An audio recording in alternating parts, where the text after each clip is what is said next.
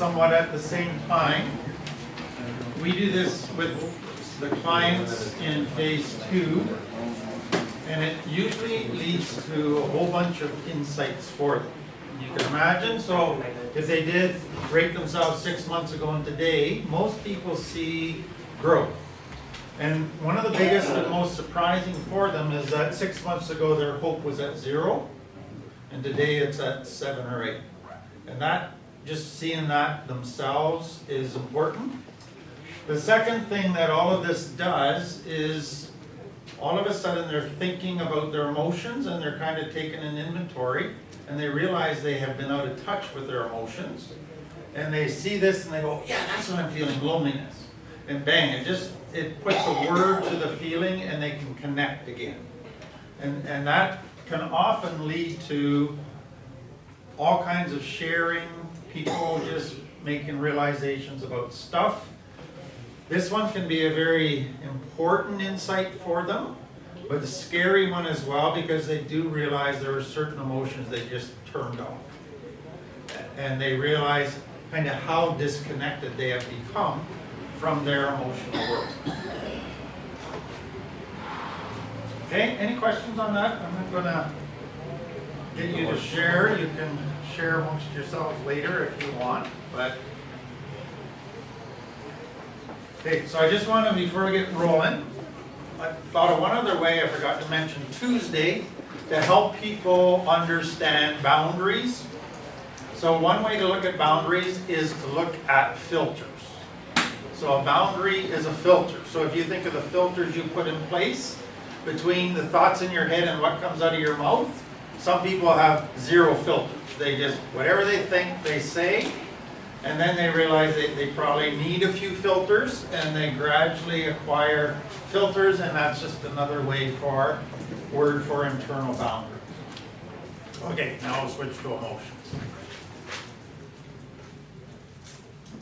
I find, I was sharing with some people at supper, I find the week that we do on emotions is one of the most important weeks, because for everybody in complex trauma, they've really shut off their emotional world. And I find many people in recovery, they think they can just do recovery in their head. Just tell me what to do, give me the facts, give me the information, and they can do it like a robot with 0 emotion. And they begin to realize after repeated relapses that they somehow got to get this emotional thing sorted out. So point 1 is, if you want to think of what is a trigger to a relapse always contains an emotion. And that's important for them to understand, because what they think is, I am triggered by people, places, and things. And I want them to see is that people, places, and things trigger an emotion, which then triggers the stuff that leads to a relapse. So what I want them to understand is, if they don't, unless they sort out their emotional world and how to manage it healthy, they're going to keep relapsing, because it's the emotions that mess them up. And you can't just do it in your head. And some resist that, but it's a really, really important fact for them to finally face and accept. The next thing, just to help you think of complex trauma, it's this. Complex trauma required shutting down emotions because there was no resolution to any painful emotion. So if you were angry, you couldn't fix the situation. You got punished for being angry, so there was no resolution. If you felt guilt, you couldn't resolve your guilt. If you felt embarrassed, you couldn't resolve it. If you had shame, you couldn't resolve it. So complex trauma is basically a world of unresolved emotions. And so the only tool or option for the child is to freeze. Shut it down, try not to feel. And so what most people that will come into recovery think is, who needs emotions? Emotions are bad. Emotions just make you weak and vulnerable. So that's what they've told themselves over the years to convince themselves not to go there. You want to know the one thing that begins to mess up their theories about emotions? It's when they have a child. And for the first time in their life, they want positive emotions. They want to nurture that.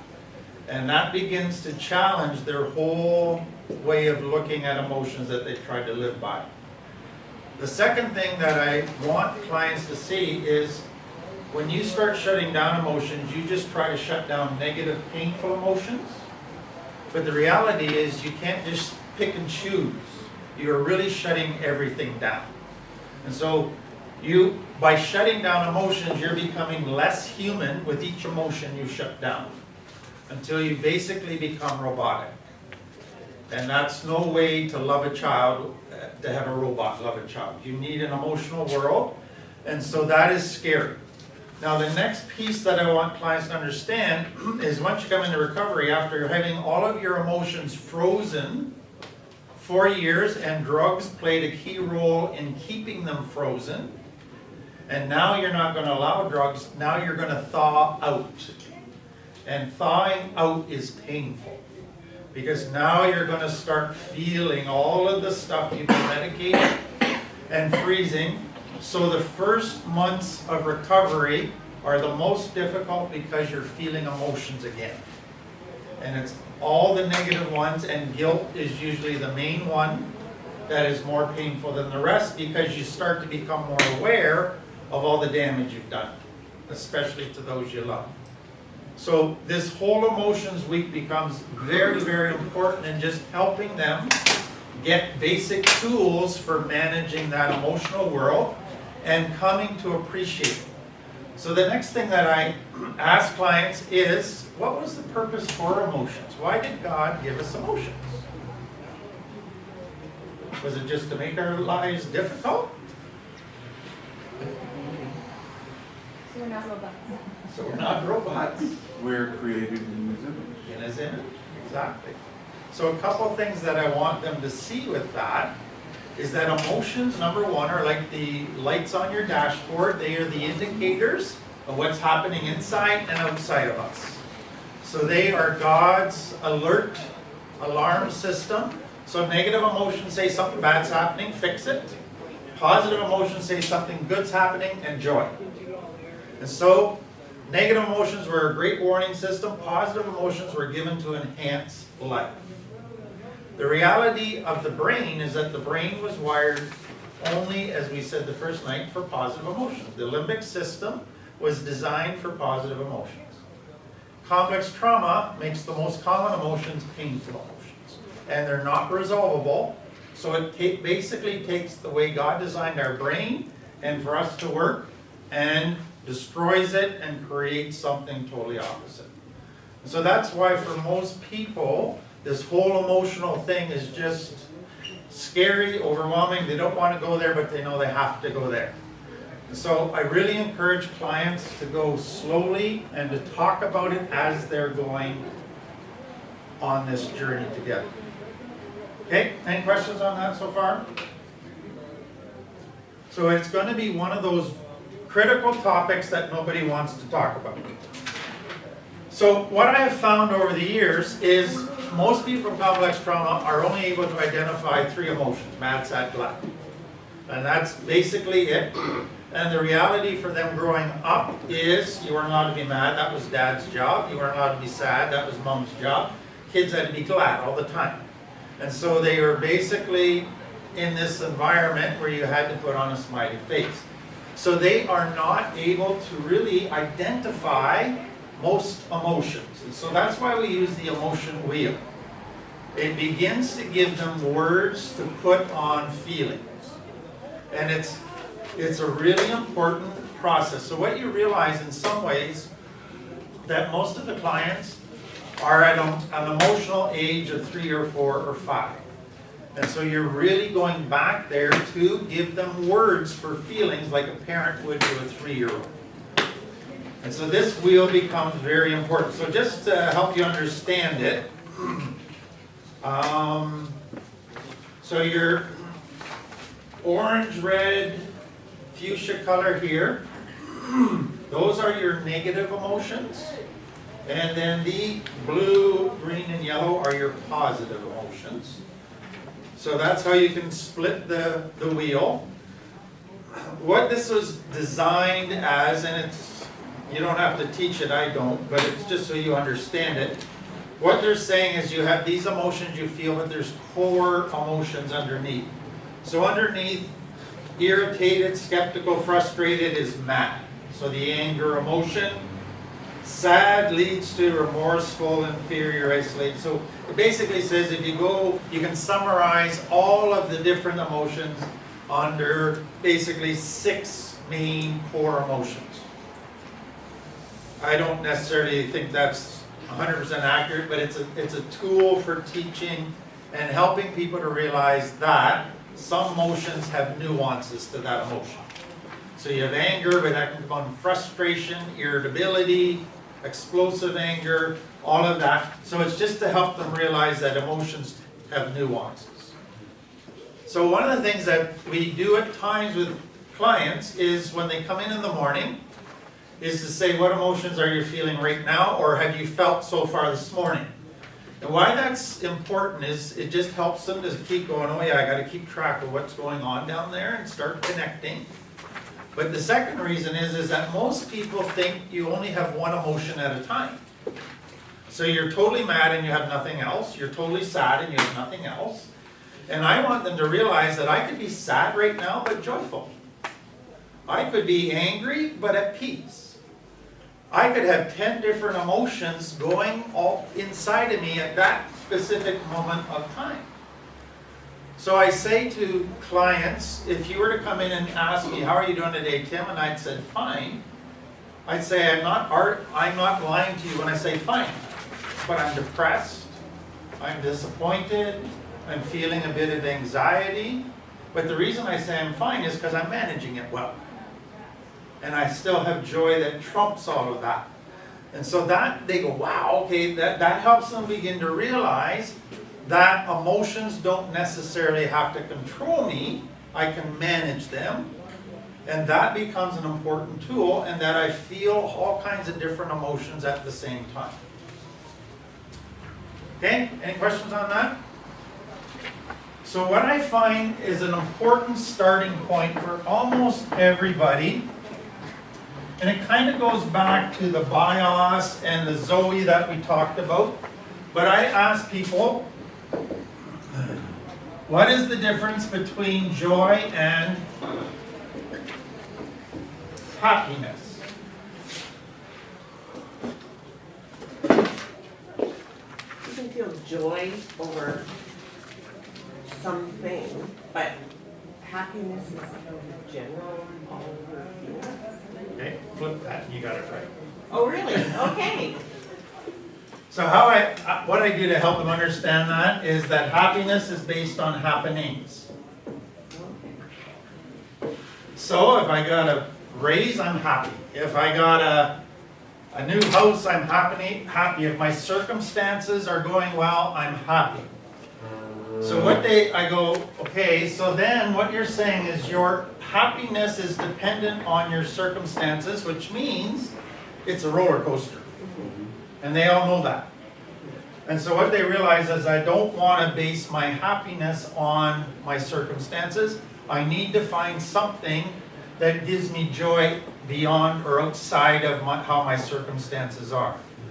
And that is huge, because what does complex trauma teach a child? I'm not happy because I have an angry dad.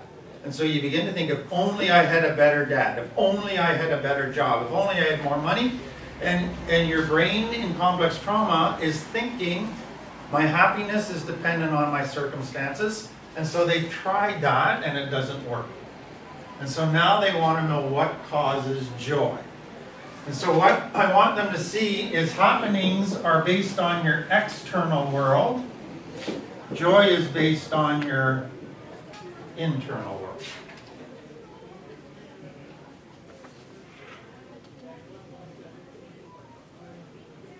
So another way, a piece to add to that, is addiction is all about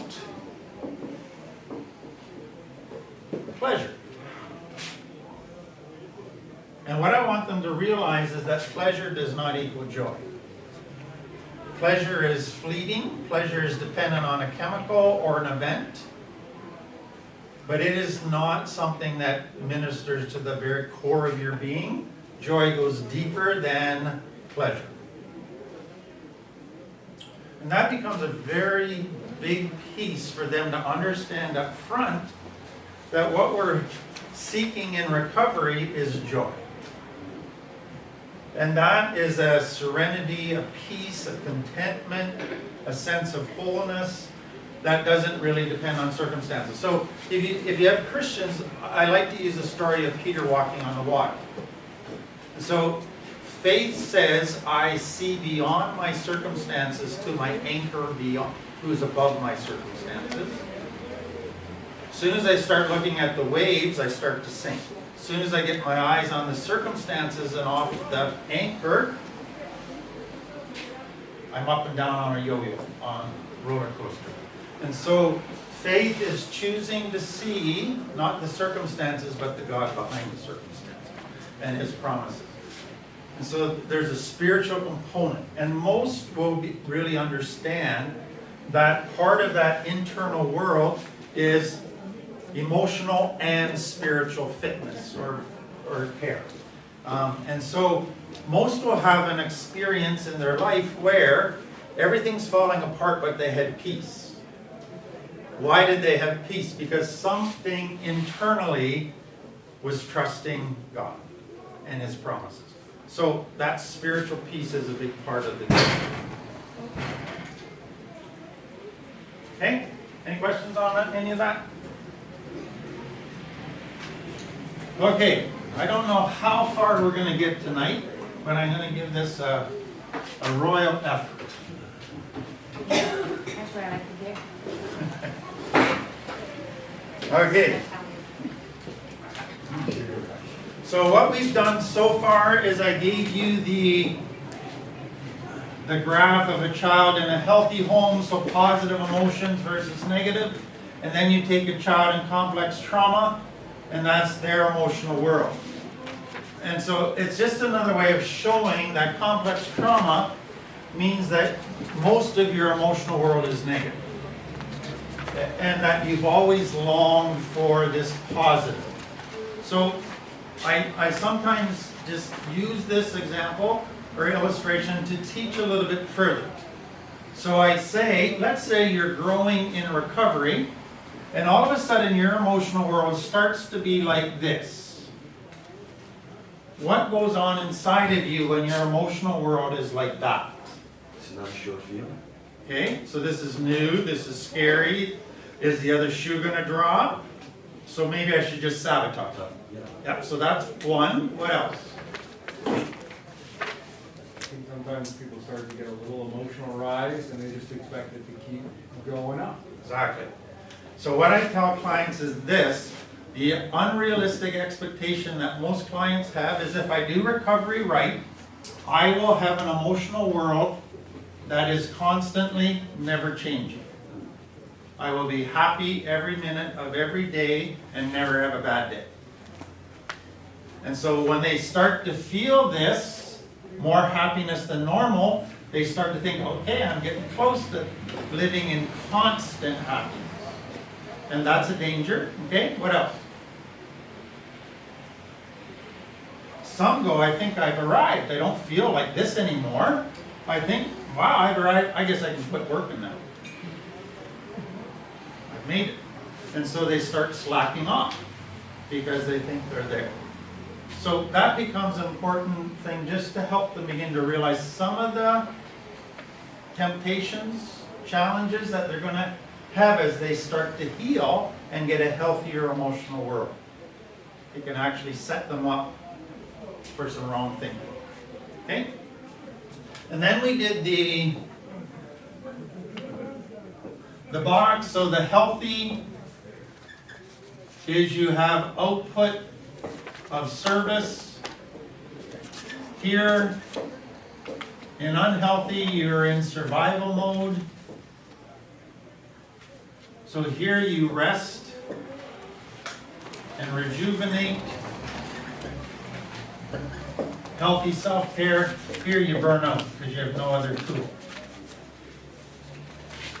And so it's the emotional world in healthy is yes, you give, you serve, but then you recharge. In survival mode, you can never relax. So you push, push, push, and push until you burn out. And part of what I want them to see in that is that unless they learn healthy, they're still going to do the same survival stuff in recovery, and they're just going to push, push, push till they burn out, and then to them, relapse is their vacation. That's their way of recharging and getting back into recovery.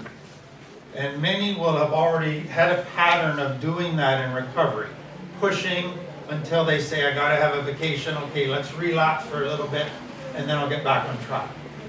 And that's their only way they know to recharge their batteries. But they don't want to go down that road anymore.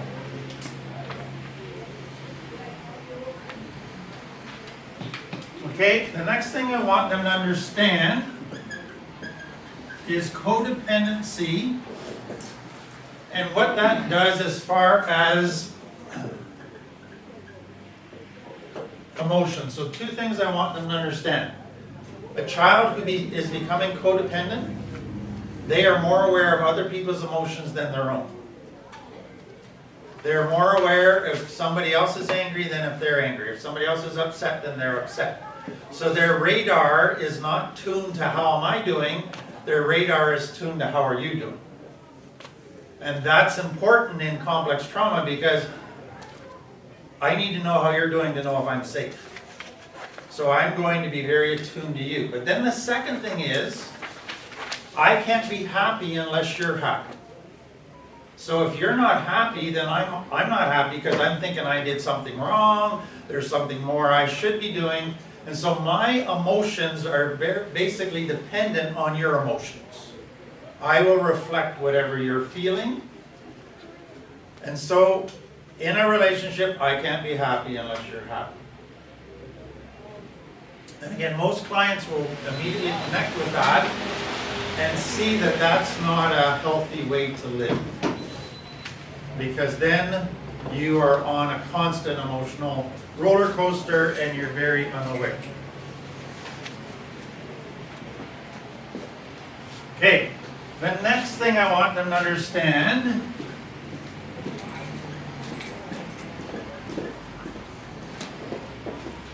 is the challenges, hi Amanda, the challenges of being addicted to chaos. So there are several challenges with that. Number one is that healthy, normal, healthy living feels boring.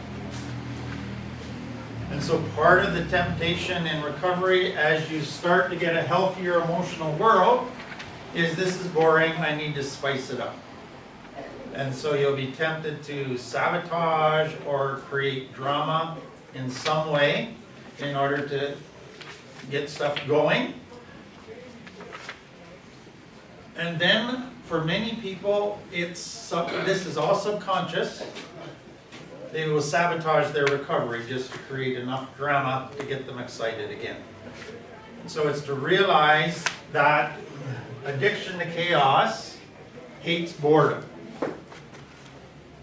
So let me take that one step further. Clients will say to me all the time, boredom is one of my biggest triggers.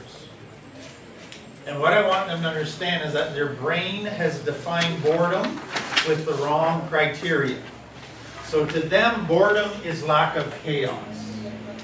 What I want them to understand is what you're feeling as boredom is actually stuffed emotion. You don't feel it. And because you don't feel, you think life is boring. And so the only way you ever were able to feel is if there was enough drama to get the adrenaline pumping. And then you would get some emotion.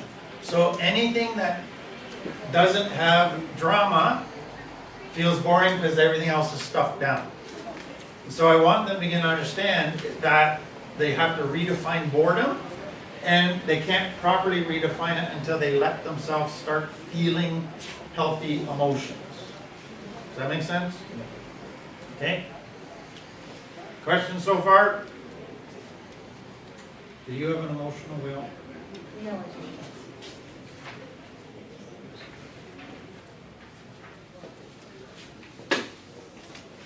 Okay.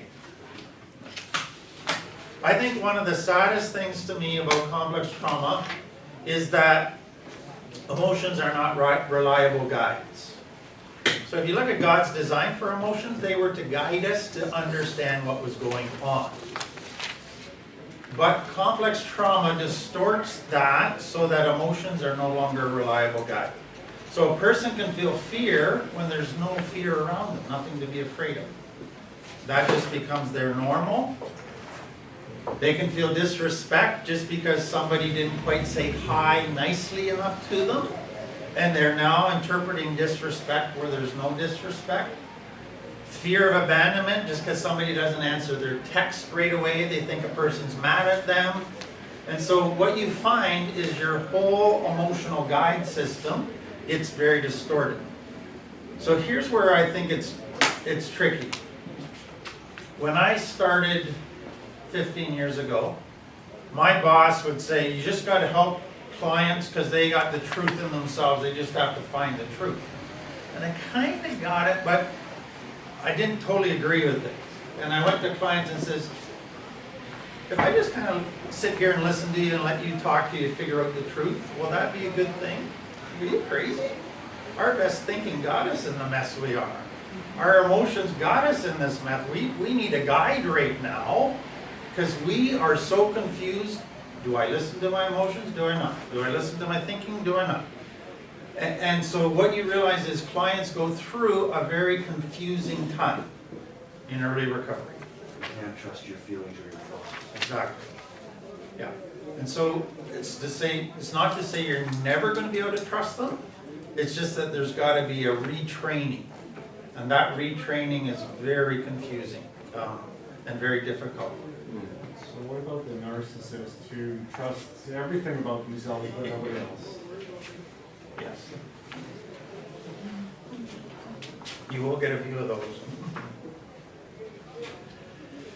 I've learned as a counselor, I don't even try to argue with them. Because you can quickly sense whether there's any hope of convincing them otherwise. And if they're true narcissists, there's no hope of convincing them otherwise. And so what I have found is one of two things. I just don't argue with them, and as they sit and listen day after day and hear people share and get raw, sometimes that breaks through and they start to get honest. Other option is they just go through and still hang on to their opinions, and it's too bad. You just hope you planted a couple seeds that when life gets really painful might germinate. Thinking along the lines of like triggering their emotions, not in a harsh way, but like against them, so they acknowledge Yep. there's an emotion there. Yep. Because if it's evident while they're right in front of you, they can't stop it quick enough to. Yep. Is there work done on that level? Let me tell you, we have at REACT right now a lady 65, and she is like, there's not a hair out of place. She is so well put together and prim, proper, polite, everything. And so she came, I was her counselor, and she came to me about 4 weeks in, and she says, are you working a game on me? I go, what do you mean? She goes, every time I leave this office, I feel full of shame. And I'm sitting there going, every time she's been in my office, I let her talk about her past and stuff, and I validate and I encourage and I give her tools. And so she was thinking that I was trying to bring shame up in her, and I was playing these little games to bring shame up. And then she began to realize just the fact of her opening up honestly triggered shame. And so instead of, once she saw that, she goes, okay, I totally distorted what was going on here by my shame. And it was so bad, she was getting ready to leave the program. She just thought, why go here? Every day I go, I feel worse. Then as soon as she saw it and acknowledged it, the shift happened, and it was a beautiful thing. All of a sudden, she just took the walls down, started opening up to others, and it was great to see. But what my point is this, is I don't try to bring out certain emotions in people. I just find that as you teach and work with them, those will happen. And usually they might go in layers. Their least The ones that cause them to feel the least vulnerable will come out first and they'll admit. But that core one, when you finally get to it, it scares them to death, but then the healing really happens. And so I just trust that somehow God knows which emotions need to come out, and that somehow He will direct and all of that. But yeah, you'll get clients that think you're working them or playing a game or messing with their mind. Would it be fair comment, people in complex trauma maybe have, instead of a wider range of emotions, it's more narrow Exactly. and more focused? Exactly. And I think with that 100% is this. We've trained ourselves to interpret all of life to fit certain emotions. So you interpret most of life to fit your shame belief, that I'm not good enough, I'm less than, blah, blah, blah. So it doesn't matter what happens, you somehow make it fit that emotion. And so that's part of what you're doing, is really trying to help them go beyond that and outside of that and see that there's other explanations for stuff. But there's an internal resistance to do that because it creates a fear. Because by making everything fit my self-fulfilling prophecy, I feel safe. Even though it makes me miserable and I hate my life, but at least I kind of can make everything fit. But to step outside of that and look at another possible explanation or option, I might get hurt. It's almost like some of the people down here don't find peace until they've had a big fight and they've got chaos. Exactly. And it's every day. It's just that's the way it is. Exactly. Yeah, and so one of the things that we mentioned earlier, and I'll just say again, for many people in complex trauma, the only tool they have for feeling good is to create a disaster. And then everybody's sorry and hugging and afterwards, and that gets you back up. That's the only tool they have to try and create that. Just to feel what? Try to feel some closeness, happiness. Like the circle, the honeymoon Exactly. stage, Exactly. the smallest one. Exactly. Yeah. Yeah, and I think, like I use with clients, once I work with them for a while, I use the term tunnel vision. And what I mean by that is once you've got a certain emotion that everything fits into, everything in life you see with tunnel vision. You just see this is why this is happening. You can't see other things. And it's a very narrow, restrictive way to live, but it's the way that supposedly kept you safe.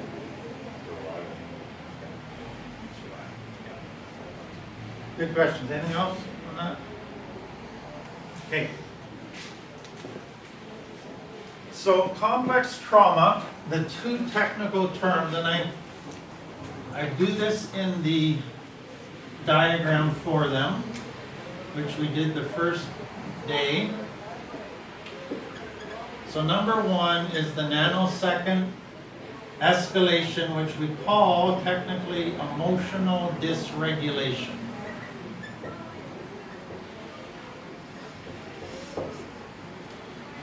And what that means simply is that people with complex trauma have trouble regulating their emotions. And what I want to emphasize to people is that people with complex trauma can regulate their emotions.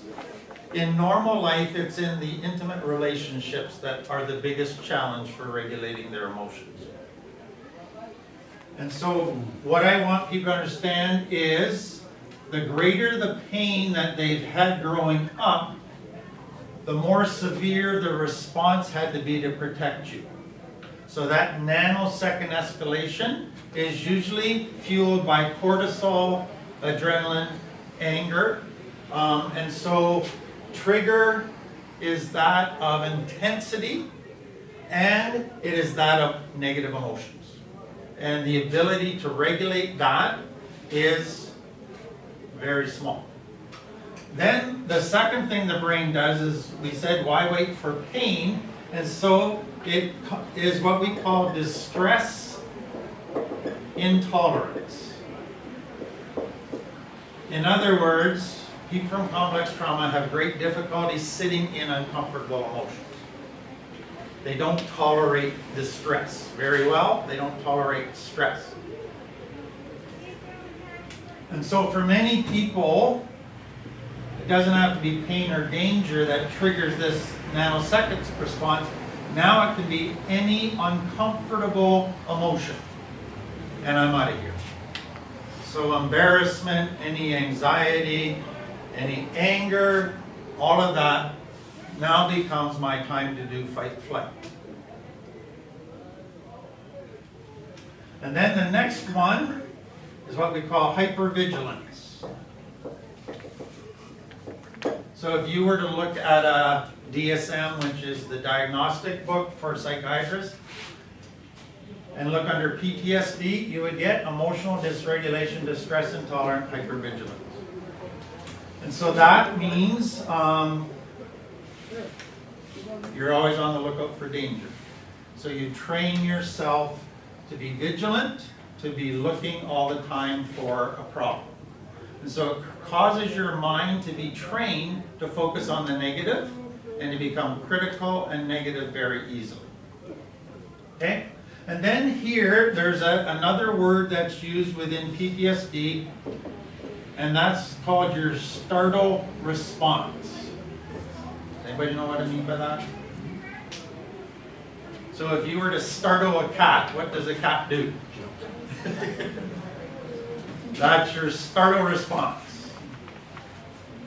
So when I'm training people, I say, do not go up behind a person with complex trauma and pop a paper bag or tap them on the shoulder, because you'll get decked. That's their startle response. So a couple things that are important, I think, in helping people with this, and some of you will relate, but I ask clients, how many of you can sleep with your back to the door? None of them can. So they can only sleep facing the door. I say, when you go into a room, how many of you will sit in the front couple rows? They sit in the back row with their back against the wall, so they can see.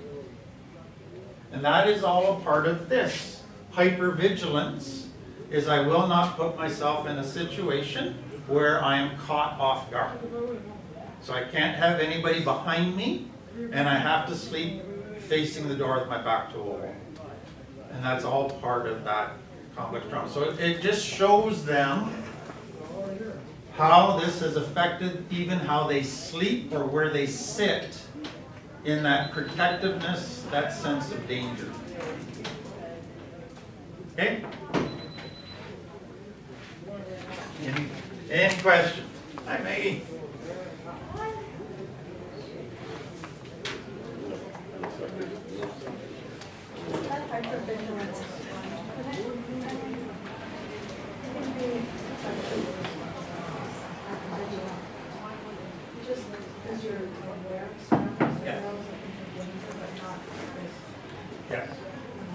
Yeah, so a healthy person, when they're going into circumstances that they know are dangerous, they're hyper-vigilant. But the design of life is not to constantly live in those circumstances. You can go there for short periods to do stuff, but if you were to live in that all the time, it would start to change. Okay. I think that's the most difficult for me. Being in combat, and that is what kept you alive. Exactly. Exactly. So the biggest fear when it comes to trust is letting down your guard. Because never letting down your guard enabled you to survive. To trust somebody and to let down my guard, that just spells in their mind disaster or getting hurt. And so that's why trust is one of the most difficult things for a complex trauma person to do. And so that's where this, when you're talking now about the emotions, you can already see you're starting to get to the fears underneath. So if I change my approach, then I might get hurt. Now I'm afraid. And so that's why you become here, I can't have anything change. Or I got to be in control all the time. Because if something changes, I might get blindsided and hurt. So I need to know everything that's going on. And so you start creating a prison for yourself of what you control. So part of you knows that's no way to live, but part of you is afraid to give that up. What do you think kind of like an example of this. Like when I was going through some really hard times. I could only sleep in my clothes, and I have like my jacket and my shoes like always beside me there, and I never unpacked any of my stuff because I'm on like my 73rd house right now. Like I moved so many times, and this is the first time I've ever unpacked and like put a picture on the wall. Yeah. Fantastic. But that like everything was always in boxes and in the closet. So you shared one thing I forgot to mention. A lot of people, so they sleep with their back to the wall, but they always have a light on. So they can't sleep in the dark. And many will always have a weapon either under their mattress or in their nightstand. Just because that's what they have to have close by. Yeah. So that just, again, it just shows how deep that fear goes and that sense of danger, how it affects you. Yeah. Just a comment on startle response. If you tend to give someone a little bit of distance between Yes. you and them, it helps. Yes. But also if you get down on their level. Exactly. If you're standing here and they're sitting down. Exactly. That just puts them right on edge, especially if you come up from behind on them. Yeah. Try and get them from up front, right at their level, and a safe distance, and you can close that distance, but you have to have them to start. Exactly. Yeah. And that's where we, in training people is, be very careful about ever touching them or hugging them until you first make sure it's okay. Because you're violating their territory where they feel safe. And that's very weird for a huggy person in a safe world. Because to them, that's the safest thing in the world to do. If I'm much from you, you're potentially gonna hurt. But once that barrier is broken Oh, down, exactly. they want it. Yes. I'll tell you, we have a guy that's 45 and been a male prostitute in gangs, the whole, just hard as nails. And we were doing emotions, and Kim shared that when a person allows themselves to be hugged for more than a couple seconds, it starts releasing chemicals and it helps stress and it helps a person feel it. So Kim offered this guy a hug. And he was just like a stick. And she just held him and he started to relax. And it was the most beautiful thing to see, because for the first time since he's never hugged as a child, he felt that love kind of being communicated. But it was scary why he didn't want to go there. Yeah. Hey, I want to give you one other thing here. So what's happening in all of this is all of this is based around painful emotions that you couldn't resolve. So now painful emotions, fight, flight, freeze. That's what's happening here. And then this is try to avoid painful emotions by looking for things that might produce painful emotions. So without realizing it, painful emotions are running your life. And that's what I want them to realize, is that it doesn't matter how macho they try to be or how much lack of fear they tried to show, fear trumped everything. Fear controlled everything. And most will start to admit yes. And that's where I like them to just talk about their fears, because for the first time in their life, they're validating, getting in touch with, and owning just how big an issue fear is. And that can be a huge healing. It's bringing all these secrets out into the light, number one, but it's actually making yourself vulnerable for the first time with an honesty. And so if you can get them to start to see that fear trumped everything and fear basically ran the show, you can start working with that. Okay? Now then there's a second part to that. What all of this is saying is that emotions aren't trustworthy, emotions only lead to trouble, etc. Something happens in the brain that is a weird little shift. Now even good emotions are bad. You understand that? Anybody So why could feeling good be a bad thing now? Because you don't know if it's true or not. Okay. Can't trust it. So what do you do with it? Discard. Exactly. Or sabotage so you're back to negative, because you know what to do with that. Or it could be because you're afraid of doing something good and bad will happen. So, After you sabotage it, then someone sabotages you. exactly. So if you lived out your life that every good emotion, the other shoe always drops, and every good emotion always ends in pain, let's get it over with. Yeah. So what that helps you understand even more why emotions, good or bad, become bad. Because they always will lead to the other shoe dropping. And so, That's not true. exactly. So what I want you to see though, the challenge is not just learning to manage and heal from painful emotions, it's learning how to manage good emotions. Because they don't even know how to do that. And so with some people you feel good and you go, let's party. Because that's where that emotion makes you want to let's keep it going. And the only way I know how to keep it going is drugs. And so it can be a huge trigger for people on the days they feel good. You're starting to see how big this topic is.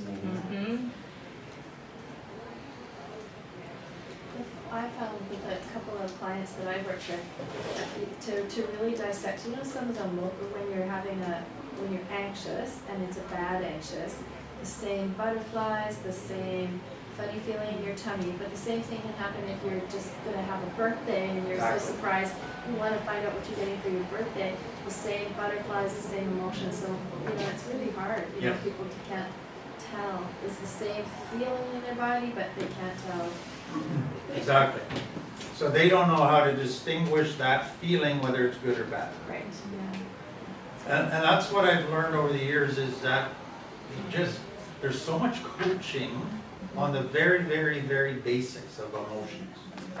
And so sometimes people don't even know what that feeling is, they just know it's right there in my body. And so we start with there. And then what does that feel like there? So they can feel it in a part of their body, but they don't know what that is. Yeah, and then there's a lot of, like you're saying, misinterpreting that feeling. Because it feels like the negative one must be negative as well. Yeah. So the more you can get people to try to put stuff into words, the better they become at being able to understand and then understand the nuances as well of the emotions.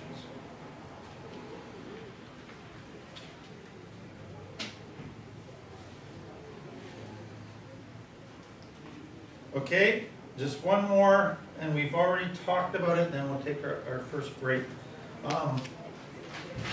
What I want them to start to realize is that emotions, positive and negative, pull us. They create this pull we talked about. So anger, it pulls us to want to lash out, to shut down, isolate. Depression, isolate, all of that. Happiness, to be with people. So emotions were designed to create a pull towards actions. Okay? The problem is, with complex trauma, is that good emotions and bad emotions pull you towards negative behavior. And so you have then a kind of a feeding off itself cycle that happens, because the more you do bad behaviors, the worse you feel. So it just gives you more negative emotions, and then if you follow that up with more negative behaviors, because it pulls you that way, it just feeds more negative emotions. And so you get this vicious circle of negative emotions pull, negative actions, more negative emotions. And it feeds off itself. Sure.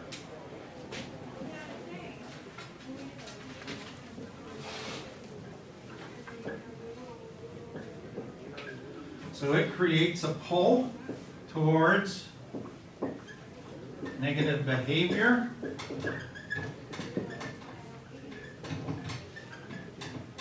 Which results in more negative emotions.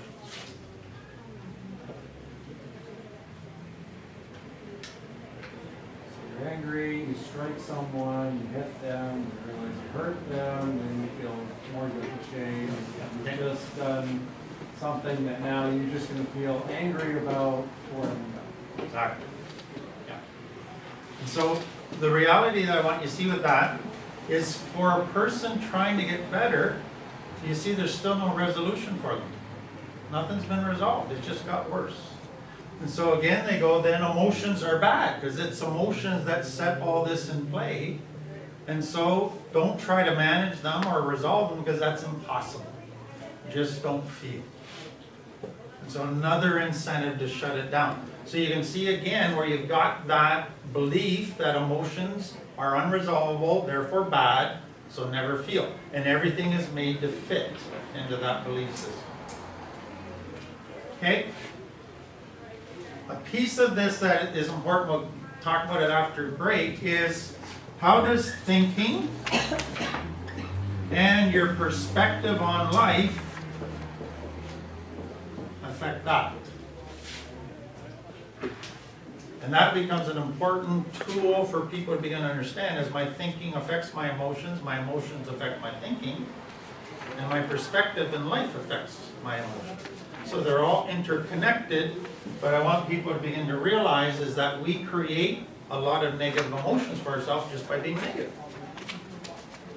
And so there's a certain amount of our emotional world where we're our own worst enemy. It has nothing to do with circumstances, it's all about what rattles around in our head. Okay, break time.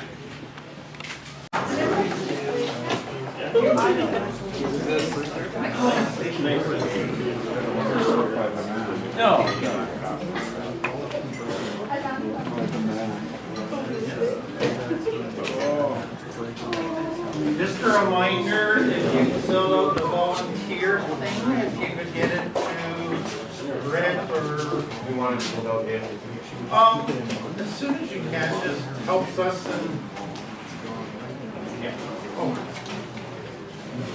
Did you roll one? Imagine one.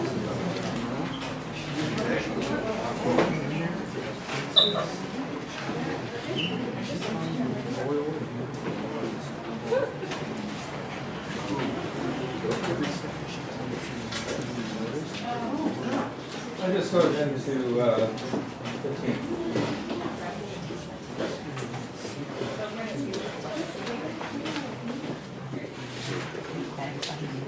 So part of the challenge in teaching about emotions is that it's a pretty new topic for most people.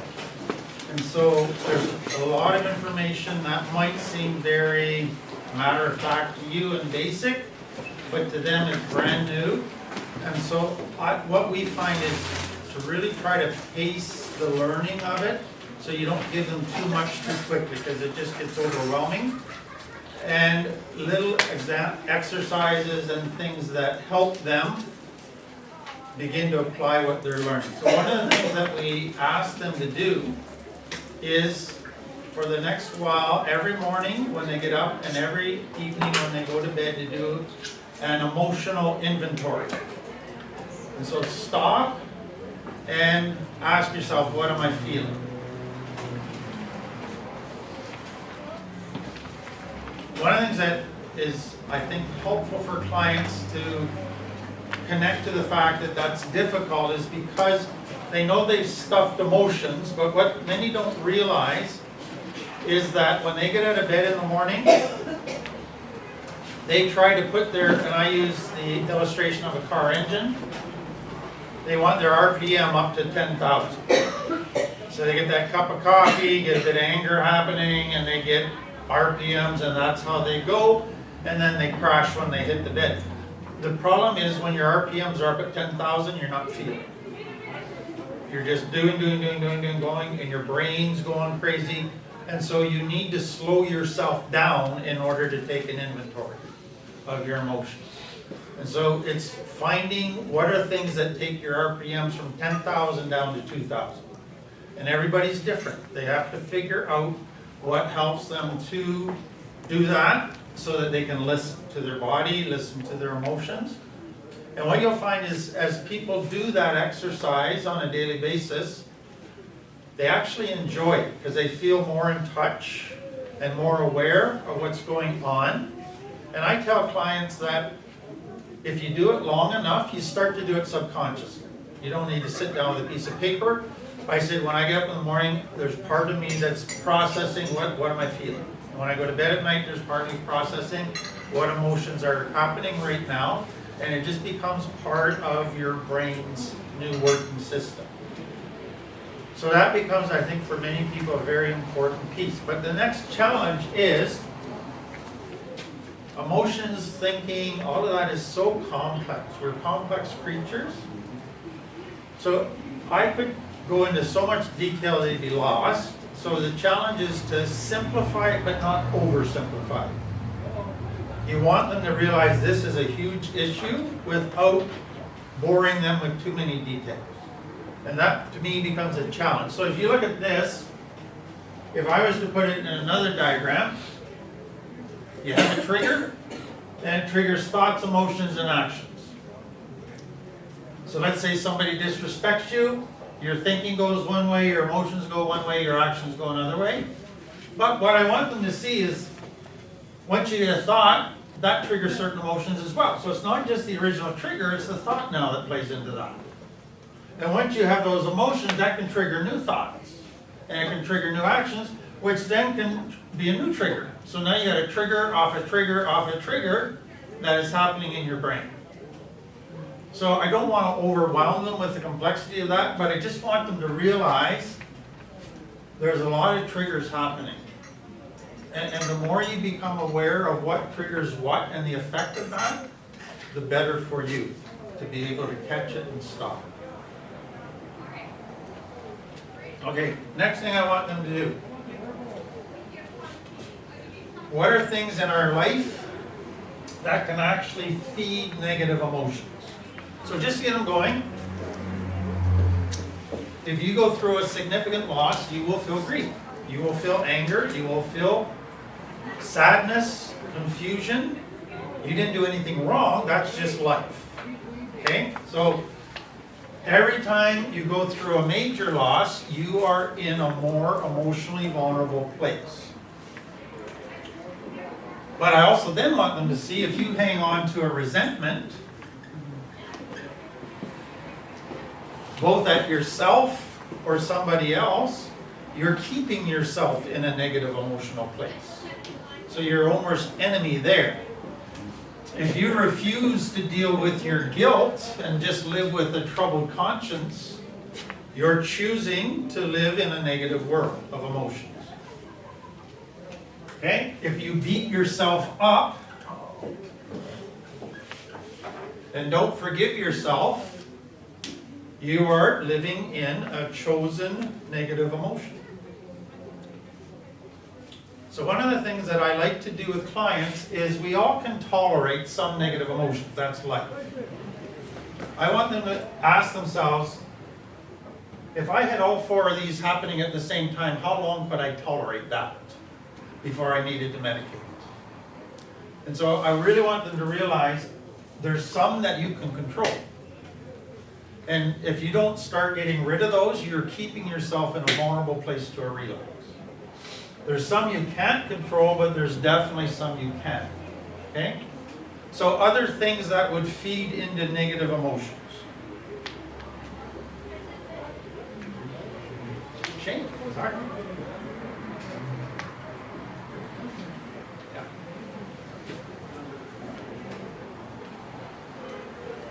So for loss, that's like not really your chosen Right. negative emotion. You can't help. So out of all of these, like, you choose to be in resentment, you choose to be in guilt, you choose to be yourself, you choose shame, but losses, like, just how come it's kind of in this category? Because I want them to realize that there's some circumstances in life that we can't avoid that do produce negative emotions. Oh, And it's to be aware that when I'm in those circumstances, I'm more vulnerable. oh, Could it be lost, like you have resentment or guilt or beat yourself up for shame due to a loss when you can make amends? Yes, exactly, exactly. this is like my key thing, right? Lost my keys, got mad, Exactly. guilt, beat myself up, all the shame, and until I changed what I was thinking about myself, about the circumstances, about everything. Like, Yeah, you just spun around here. totally. And now the loss is like, whatever. Not for you. Yeah. Exactly. But it took like a week. Okay. A week.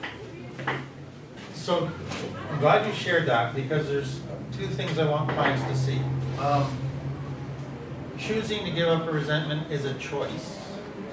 Dealing with guilt is a choice. Stop beating yourself up is a choice, okay? But it's not an easy choice. And it needs often to be a repeated choice. So you can say, I'm not gonna beat myself up, and then 5 minutes later, another thought jumps in your head and you're beating yourself up again. So you gotta keep repeating that choice. So I say to people that forgiveness is a choice as well as a process. And that's the same as dealing with guilt. Is you choose to not beat yourself up, to forgive yourself, but then you gotta keep repeating it. Yeah. And so that, if you just say, like, sadly what I hear from a lot of people in recovery churches is, if you would just forgive yourself, it'd be done. You go, I did forgive myself, and now you feel bad because you're struggling again, and they go, you're not a good Christian. And you go, ah. And it's really not recognizing that in very difficult emotions, you just don't let them go in a second. It takes a while. So that becomes very significant for people. Now there's another thing that I want them to understand. If you're in an unsafe environment or with unsafe people, what negative emotions are you feeding? Anxiety, fear, exactly. And so that becomes really important for people to realize I can control some of my emotional world by who I hang around with and the places I put myself. So that is controlling your emotions by behavioral choices. To be there, to certain things. Exactly. Yeah. Exactly. Other external things that feed emotions, negative emotions, like the things people choose to do with what they watch on television. Yes, exactly. Exactly. So what I want them to, so we can keep adding to this list, and usually you can fill up a board with all of this stuff, but I'll just give you a couple things and then I'll come back to yours.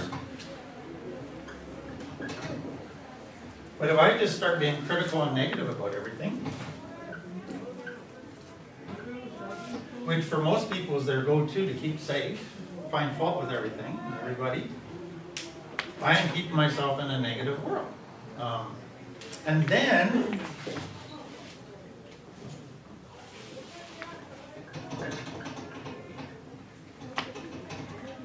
pointless isn't necessarily the best word, but it's that lots of activity that doesn't do any good. Just fills up time and space, but it doesn't feed your soul, so you watch stuff on TV. Then I use garbage in, garbage out. So what you watch on TV, who you choose to listen to, gossip, all of that negative, that does affect everything. So what you take in through your eyes, ears, senses, does affect your thinking, your emotions, all of that. So notice that in the common area where they have the big televisions in the lots, everything, I've never once seen anything that's almost nice. Right. It's all vile and violent and sexually violent Exactly. and everything. Yeah. And the problem is that our limbic system doesn't know that it's on TV and it's not Exactly. happening. Yeah. Because it's not in the thinking cap where you feel the fear, the anxiety, the violence. So if you expose yourself, also scary movies. Yeah. I know 2 very young university students who live with terrifying fears of spiders. Actually, the girl also has agoraphobia. And it's all from watching scary movies with their parents. Yeah. And I tell clients all the time, because a lot of them like to kind of scare their kids as a joke and do that, and I said, you do not begin to understand the effect of a horror movie on a small child. Because to them, they can't distinguish between reality and fiction. And many of them have never thought about that kind of thing. Okay, so, yeah, what they spend their time, it's interesting to me, if you talk to most addicts, how big angry music was in their using careers.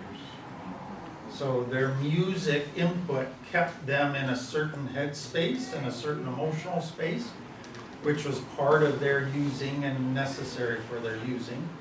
And so they realize, understand the significance of the effect of music. And that some music is very dangerous for them because it puts them in a negative headspace. Okay, now if you take that, that's just kind of the natural stuff, both inside and outside. But now you can go to the fear stuff that complex trauma brings. So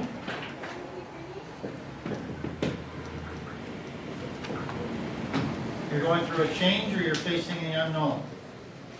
So you got an interview on Monday and you got to sit all weekend waiting.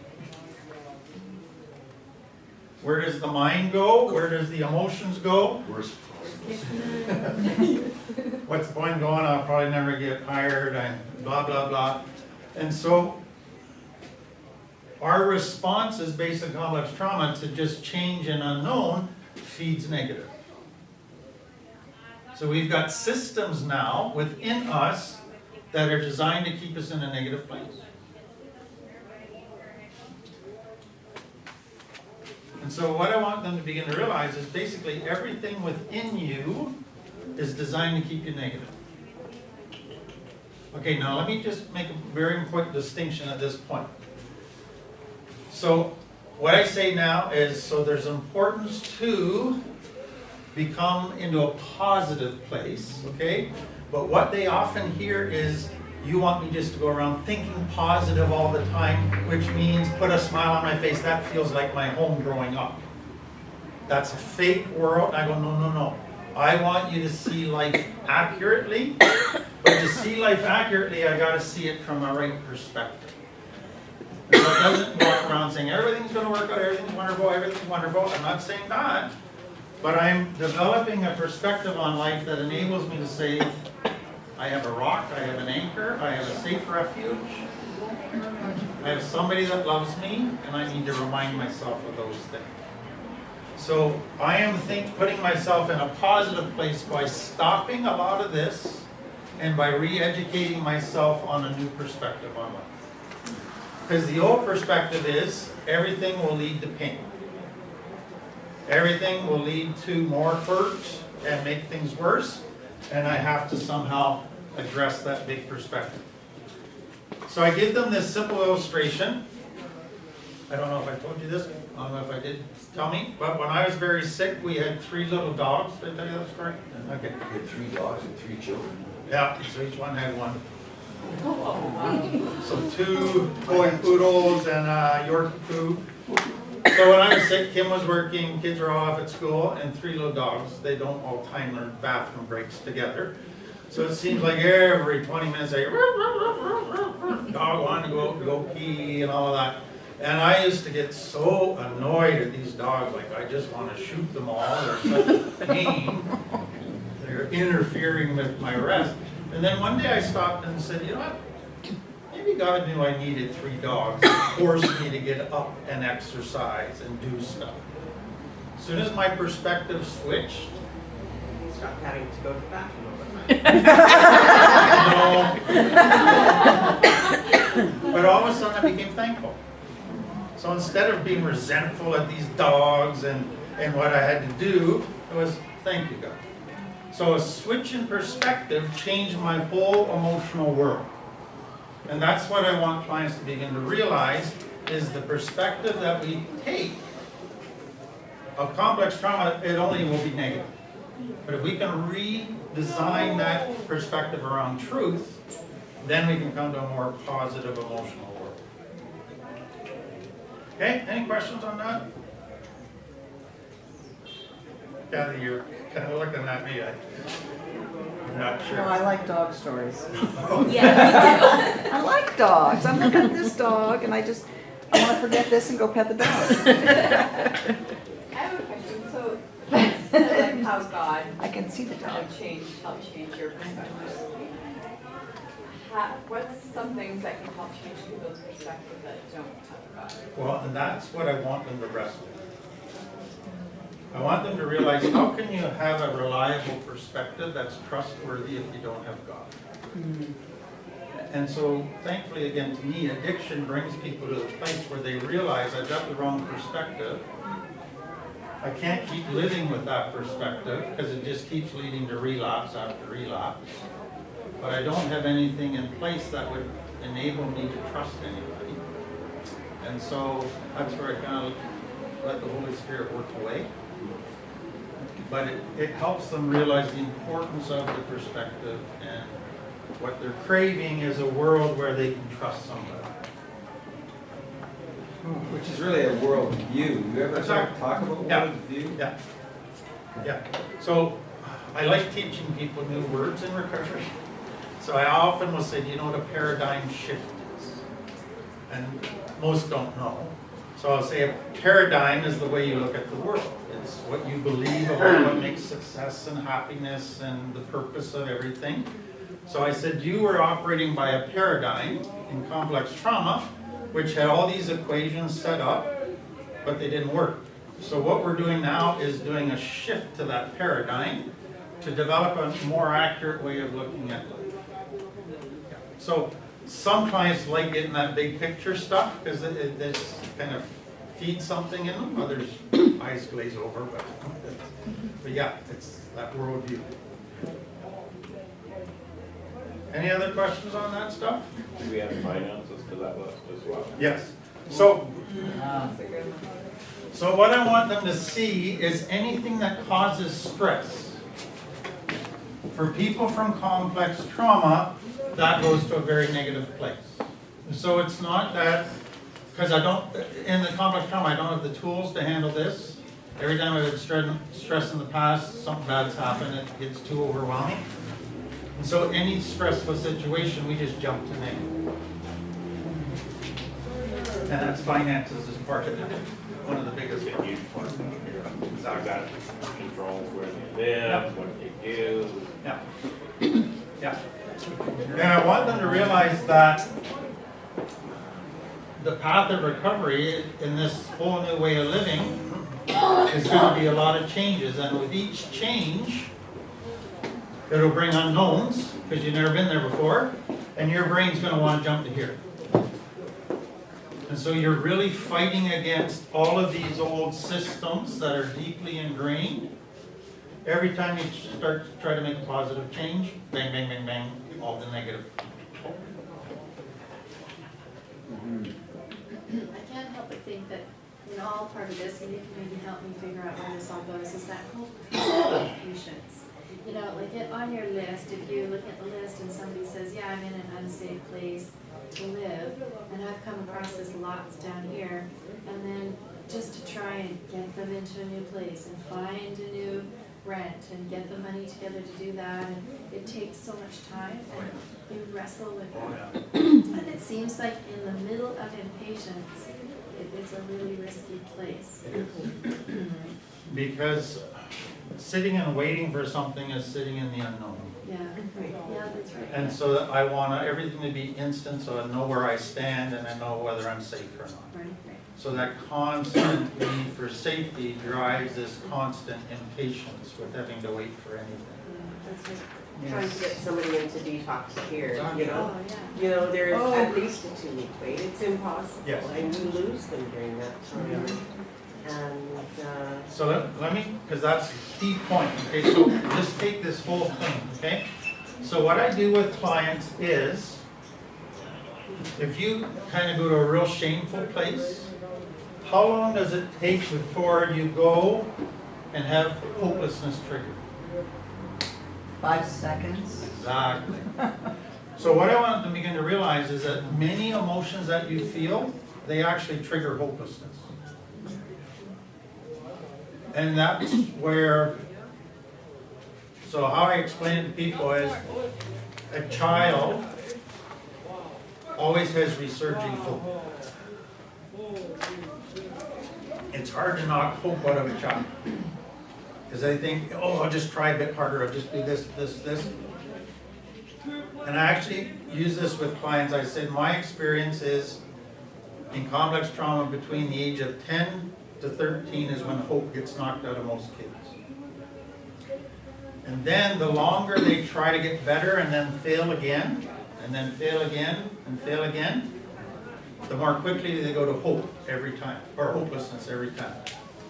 And so if you get somebody in their 50s that's been trying and failing for years, they feel shame, and within a heartbeat they feel hopeless. They have a failure, hopeless. Embarrassed, hopeless.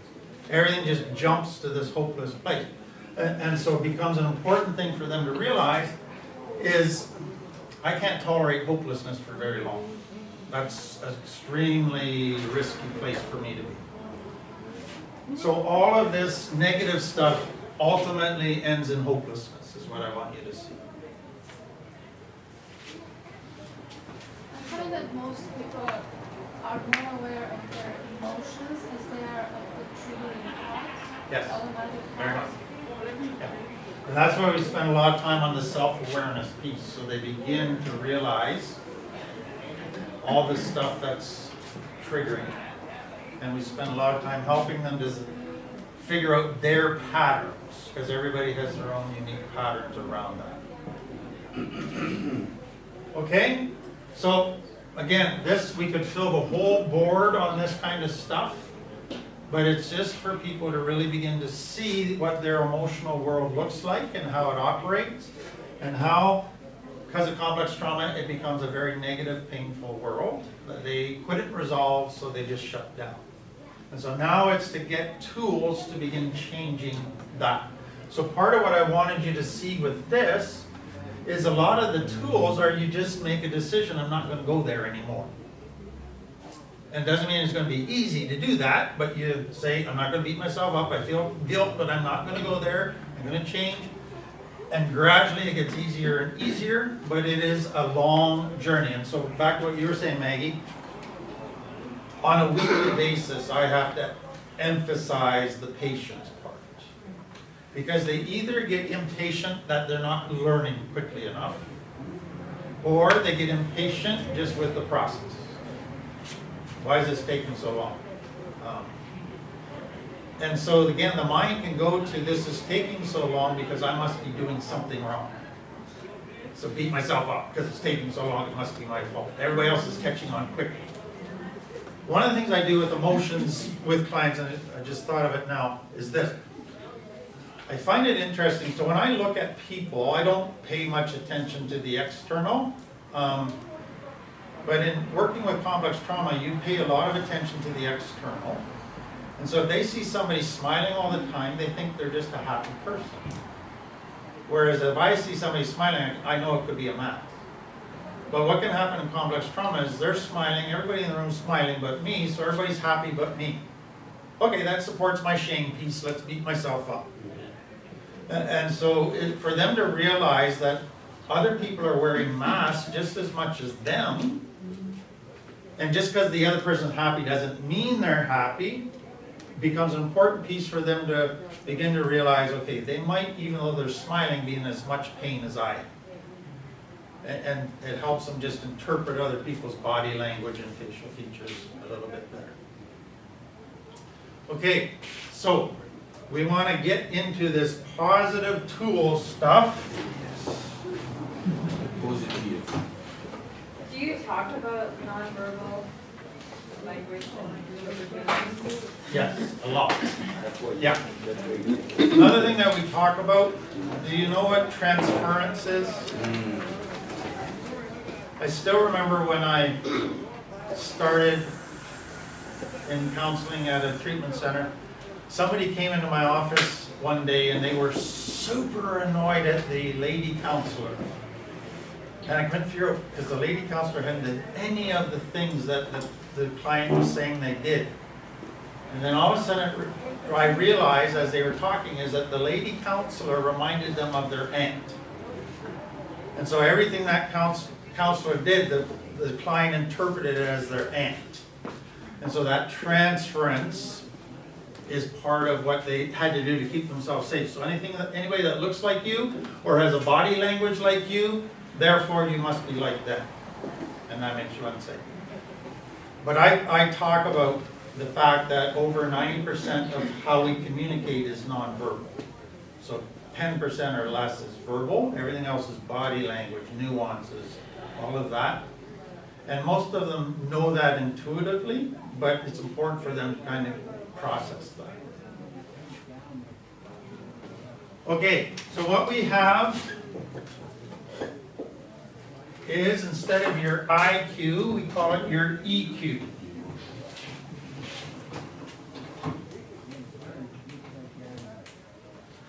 So, your emotional quotient.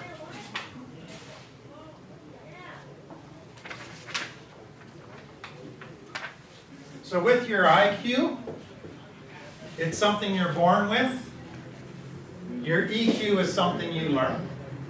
So you can get a higher and higher EQ. So what basically it is, 4 things that help you become healthier emotionally is what it's all about. And this, usually we take a morning on this because it can go into very, very practical tools. And it's very important for people to begin to process it. So as soon as I just make sure I got this here. So number 1 is self-awareness, so that's what we've been doing.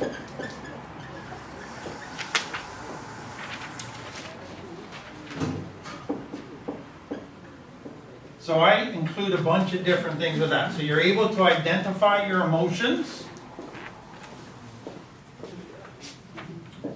You can identify your triggers. You know what your triggers are. And you can identify your patterns when you are triggered.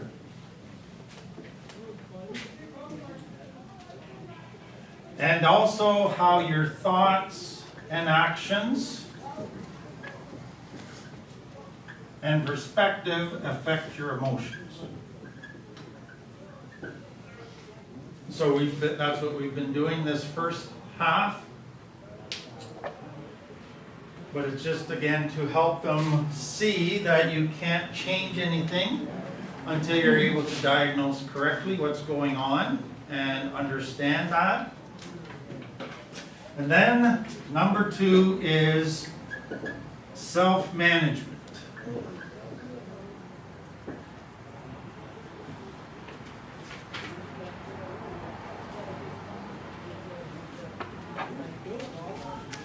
So what I want them to understand goes like this.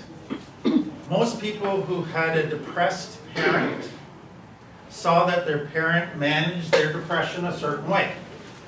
And in their mind, that's the only way you manage depression. So if you're depressed, you're angry, you isolate, you never come out of your room, and that's how they think if they get depression, that's how they're going to be. Or they saw dad angry and he managed his anger a certain way. So what I want them to see is this. I want you to still have anger, but I want you to learn to manage it in a healthy way and express it in a healthy way. You're still going to deal with depression and anxiety from time to time.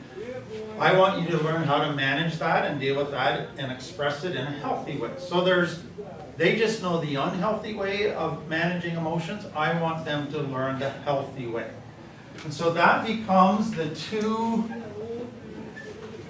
main things that we focus on is in the moment. So that's the trigger, escalation,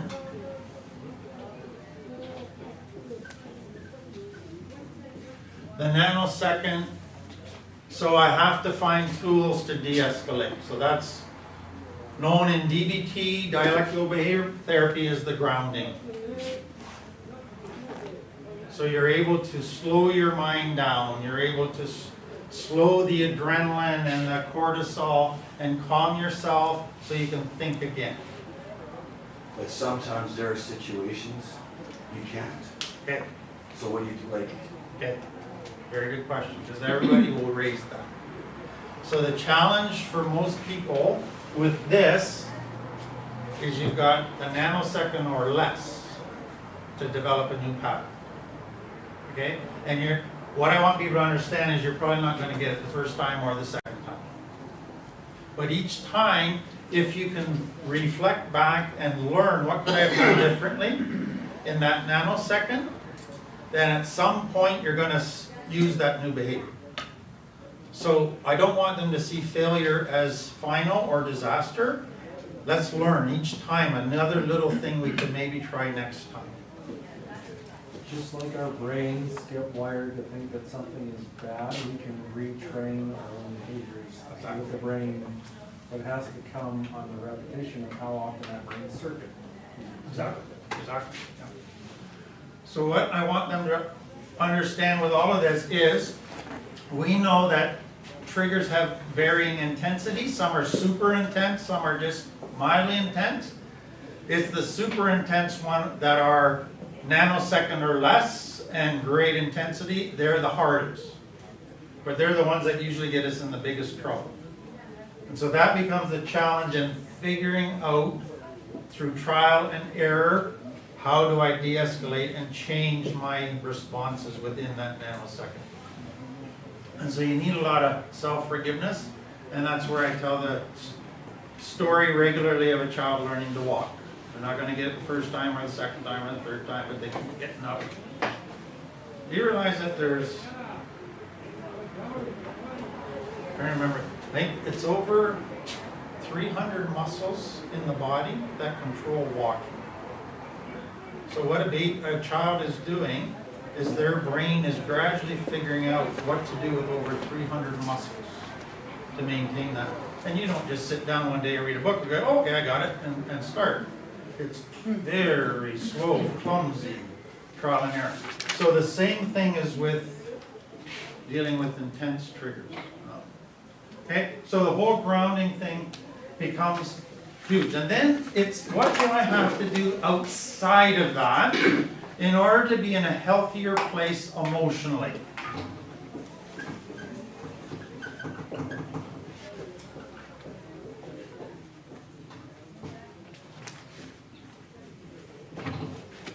And this one becomes very important for people. Sorry. Oh, thank you. So a couple of things I want them to understand is you don't just deal with the crisis emotions. How you deal with the crisis emotions in that trigger moment is partly dependent on what you're doing in your emotional world the rest of the day and week. And so am I putting all that negative stuff in? Am I feeding all of that? Because if I am, I'm going to have a harder time with triggers. But if I'm in a better place emotionally, I won't get triggered as strongly and I'll probably be better able to handle it. So it's what the illustration I use with clients is, you don't hopefully go to the garage just when your car breaks down. Hopefully you go for a tune-up and a preventative maintenance thing. And so this is the crisis when the car breaks down, but this is the preventative maintenance that helps the car not break down. And so companies know you put lots of money into preventative maintenance, then you don't have machines breaking down every day and costing you millions. So preventative maintenance is the other stuff, or what DBT refers to as mindfulness. Okay? So in the moment is taking a triggered limbic system and calming it so the cerebral cortex can get on track. Out of the moment is getting a healthier limbic system that is experiencing positive emotions and a healthier cerebral cortex. So it is trying to retrain the brain to be what God designed it to be. A limbic system that is experiencing the joy and peace He designed, and a cerebral cortex that's thinking in truth and maturely long term. So that's the big picture. So I find it's really important for people at this point to get very practical suggestions, because a lot really don't know. So just, we'll start, you can write them down as I say. Number one, find a hobby that you enjoy. So if you've never been an addict, for most addicts, their only hobby for the last 30 years has been using. Or chasing women, like that's their hobbies. They don't know what they're good at. They've never tried. So that's a huge piece for them. And what is, I think, important to add to that is a lot of them are afraid to try a hobby. Because they might look stupid, or they might fail and might not get it the first time. So they want to take guitar lessons and they don't know all the chords within the first day, then they're mad at themselves. And so what we try to do is expose them to different types of hobbies, and that we do knitting and crocheting, we do guitar lessons, Knitting? yeah, I crochet, that's my hobby. I just find it. That's awesome. But it's those kind of things that people begin to try, and we do music stuff, singing stuff, pet stuff, all of that, to just expose them to different things that are therapeutic. And so what we want them to realize that part of this emotional health is, again, you got to take care of yourself physically, emotional, and spiritual. And so it's finding activities that are therapeutic for you physically, emotionally, spiritually. And again, each person is different. Some people who are addicts have never been outside of Winnipeg. They've born in the hood, lived in the hood.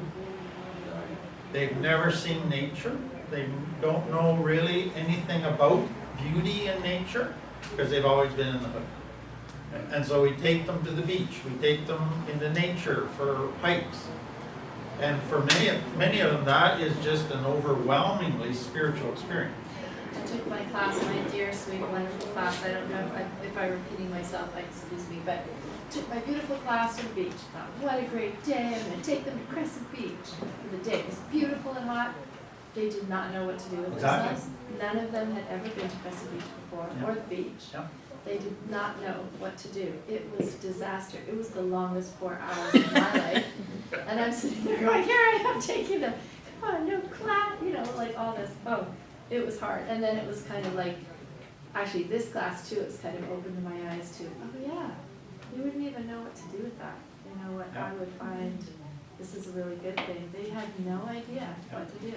We had a lady in her 60s and we were going to the beach. No way she was going. No. And she finally went, but was just so full of anxiety. She got there, thought, nobody would want to be with her and they'd all be doing stuff, leaving her all by herself. But she hung in there. By the end of the day, she just loved it. But then you'll get a client that gets a leech, and then the beach is the worst thing in the world because they got bloodsucker and blah, blah, blah. See, I told you so. That's the worst thing. There's more mosquitoes out here than in the city, so let's go back to the city. So hobbies becomes just something that they need to learn, and so I encourage people, try different things and don't be embarrassed. Everybody has to learn this. And nobody's judging you or looking down on you because you don't get it perfectly the first time. Give yourself grace to begin to do that. And then I say your whole emotional health is tied up with getting rid of resentments and keeping a clear conscience. That's a big part of going forward. And so keep your conscience clear. Deal with stuff when you realize you've done wrong. And deal with resentments. You can't be hanging on to all that anger. And so those are things that you can decide and make choices about.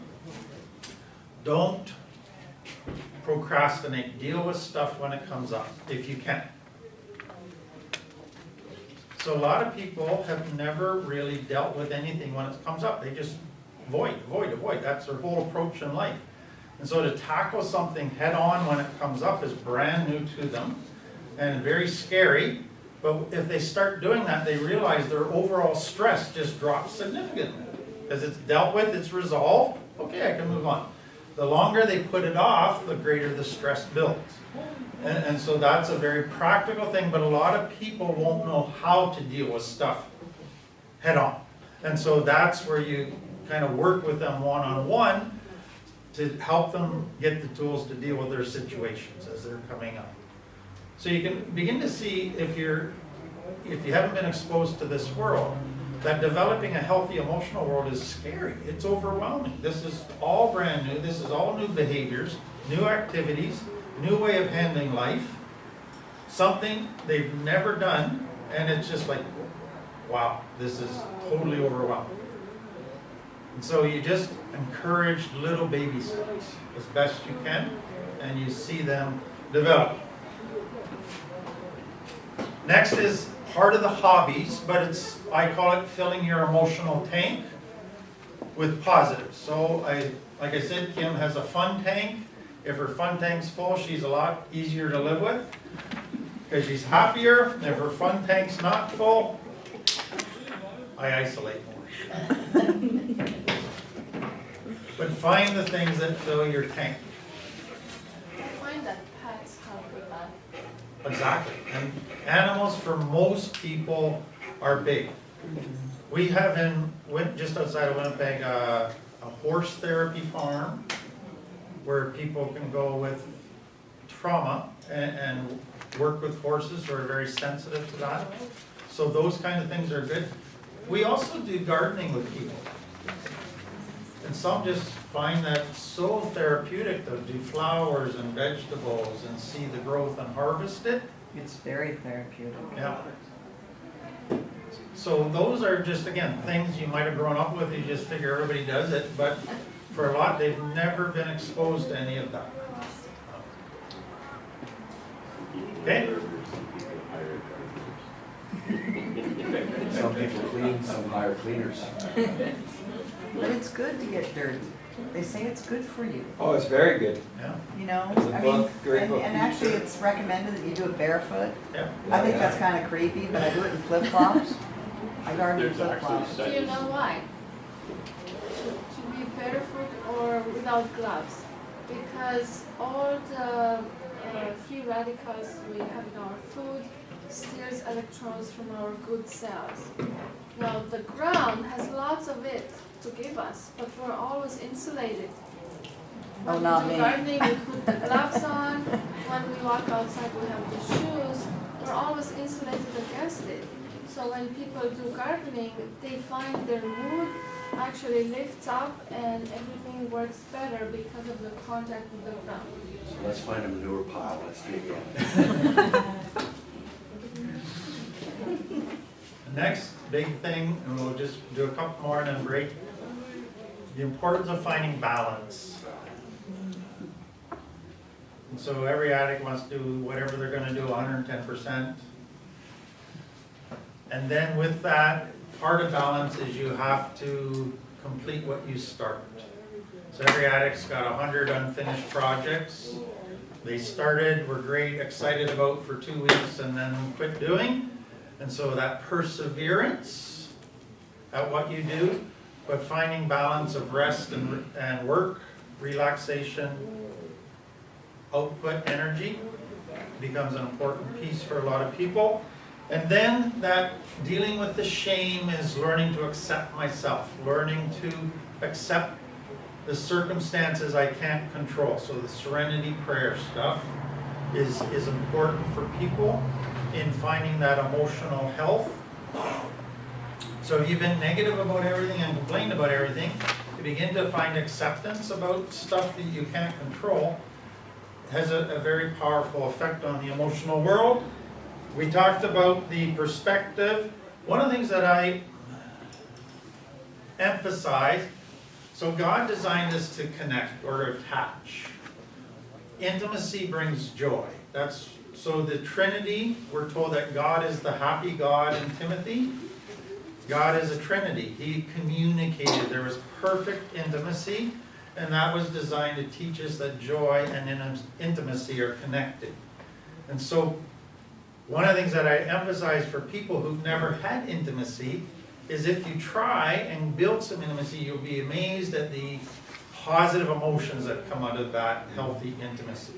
So it's learning to connect or attach as an important piece to this. So another way to say that is you can't have healthy emotions in isolation. You need people, you need relationships. And that's how God designed it. Oh. Okay? And boundaries is the last one.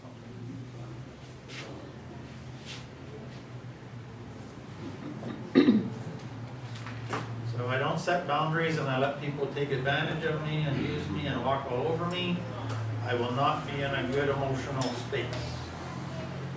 Okay, break, and then we'll do part 2 and 3.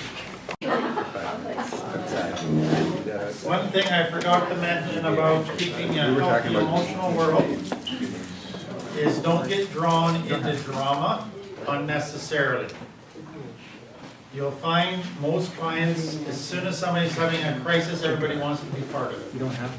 As soon as somebody says, oh, this person said this about me on Facebook, and everybody now wants to post on Facebook about that. And so there's this attraction to drama that keeps them in this very unhealthy place, and so learning to withstand the pressure or the pull that drama has on them is very important. Okay, so 1 and 2 are learning about your own emotional world and how to manage it. And you can see that you can just spend tons of time on just that. And we just summarize the managing part, but that's a big piece. Now the next one is getting healthy emotionally is not just about your own emotional world, it's also learning how to read others' emotions, and it's learning how to express emotions to others and how to deal with other people's emotions. And this can take the whole morning too, like how do you handle an angry child? How do you handle an angry person? How do you handle a depressed person, an anxious person? And everybody's going to have their own stories, and the questions will start coming about that. Some of them, they don't know even how to read other people's body language. We talked about that. How to tell what other people are feeling emotionally. So if you get somebody who's on the autism spectrum, Asperger's right on up, they have a lot of trouble with this, and they can't really do a whole lot about it, but that's a complex trauma piece as well.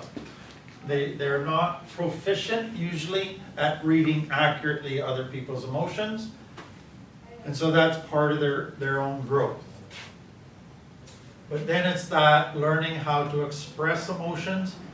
So I always in jest say, some of you will go home and blow up at your partner and say, well, Tim said we got to start feeling our emotions and expressing them. So I'm feeling angry, so you're getting it. So I say, well, I said you got to feel and express, but do it in a healthy way. So the little rule I use is every emotion is God-given. We should express, but it should never violate love. If it violates love, it has now been expressed in an unhealthy way. And so that's a puzzle for them. How do you express anger without violating love, etc.? And so they will have very practical questions. Well, what happens if my spouse struggles with depression? Should I kind of run around trying to cheer him up? Should I ask him 50 times a day, are you okay? Are you going to go commit suicide on me? All of that, that kind of hovering.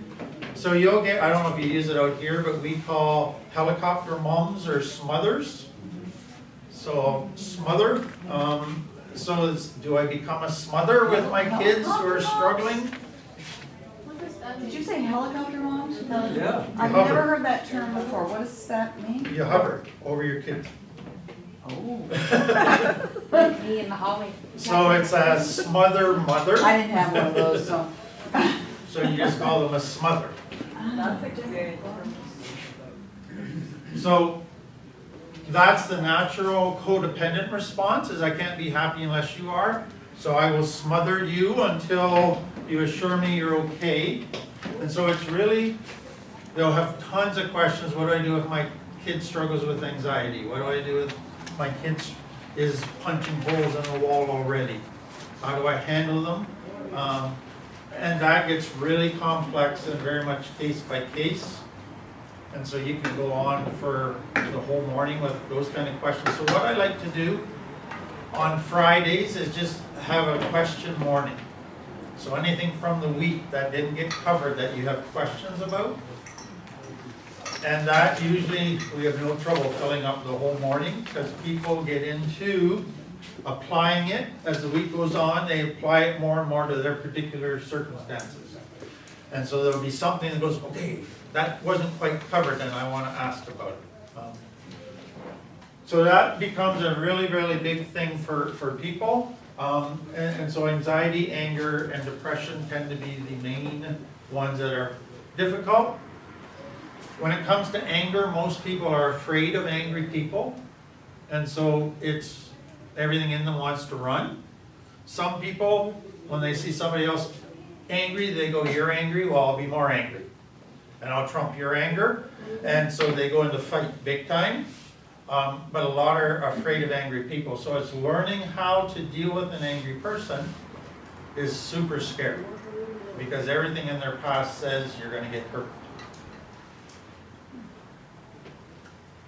So any questions around that? So what I tend to do with these ones here is just give a brief overview of it and then let questions come. Sometimes I'll give them an example or two just to kind of make sure they understand how to apply what I'm saying or what I'm talking about in specific examples. But it doesn't take long. Once they get the concept, then they want to, but what about this? My child's this way, etc. And then you'll get, even with that, how do you get your kids to get along? Do you let them fight? How do you handle all of that kind of stuff? What about kind of practical jokes, little bits of teasing, pet name type of things? And so you get those kind of questions. So those are all, I'm always glad when they ask that because I know they're really thinking about a lot of different things and just what would a healthy response look like to them. And a lot are not easy to answer because the kids have been doing it now for years. And so you just don't stop that and change it overnight.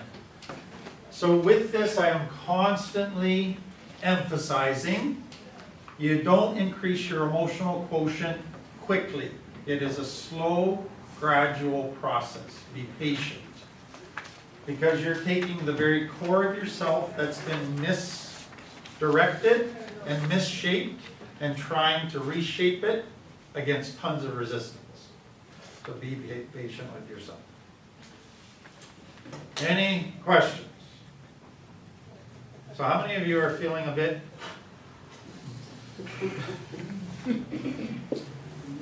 So you can imagine when somebody that begins to really see how negative their world is, how overwhelming and just how exhausting that is for them just to kind of come to grips with that.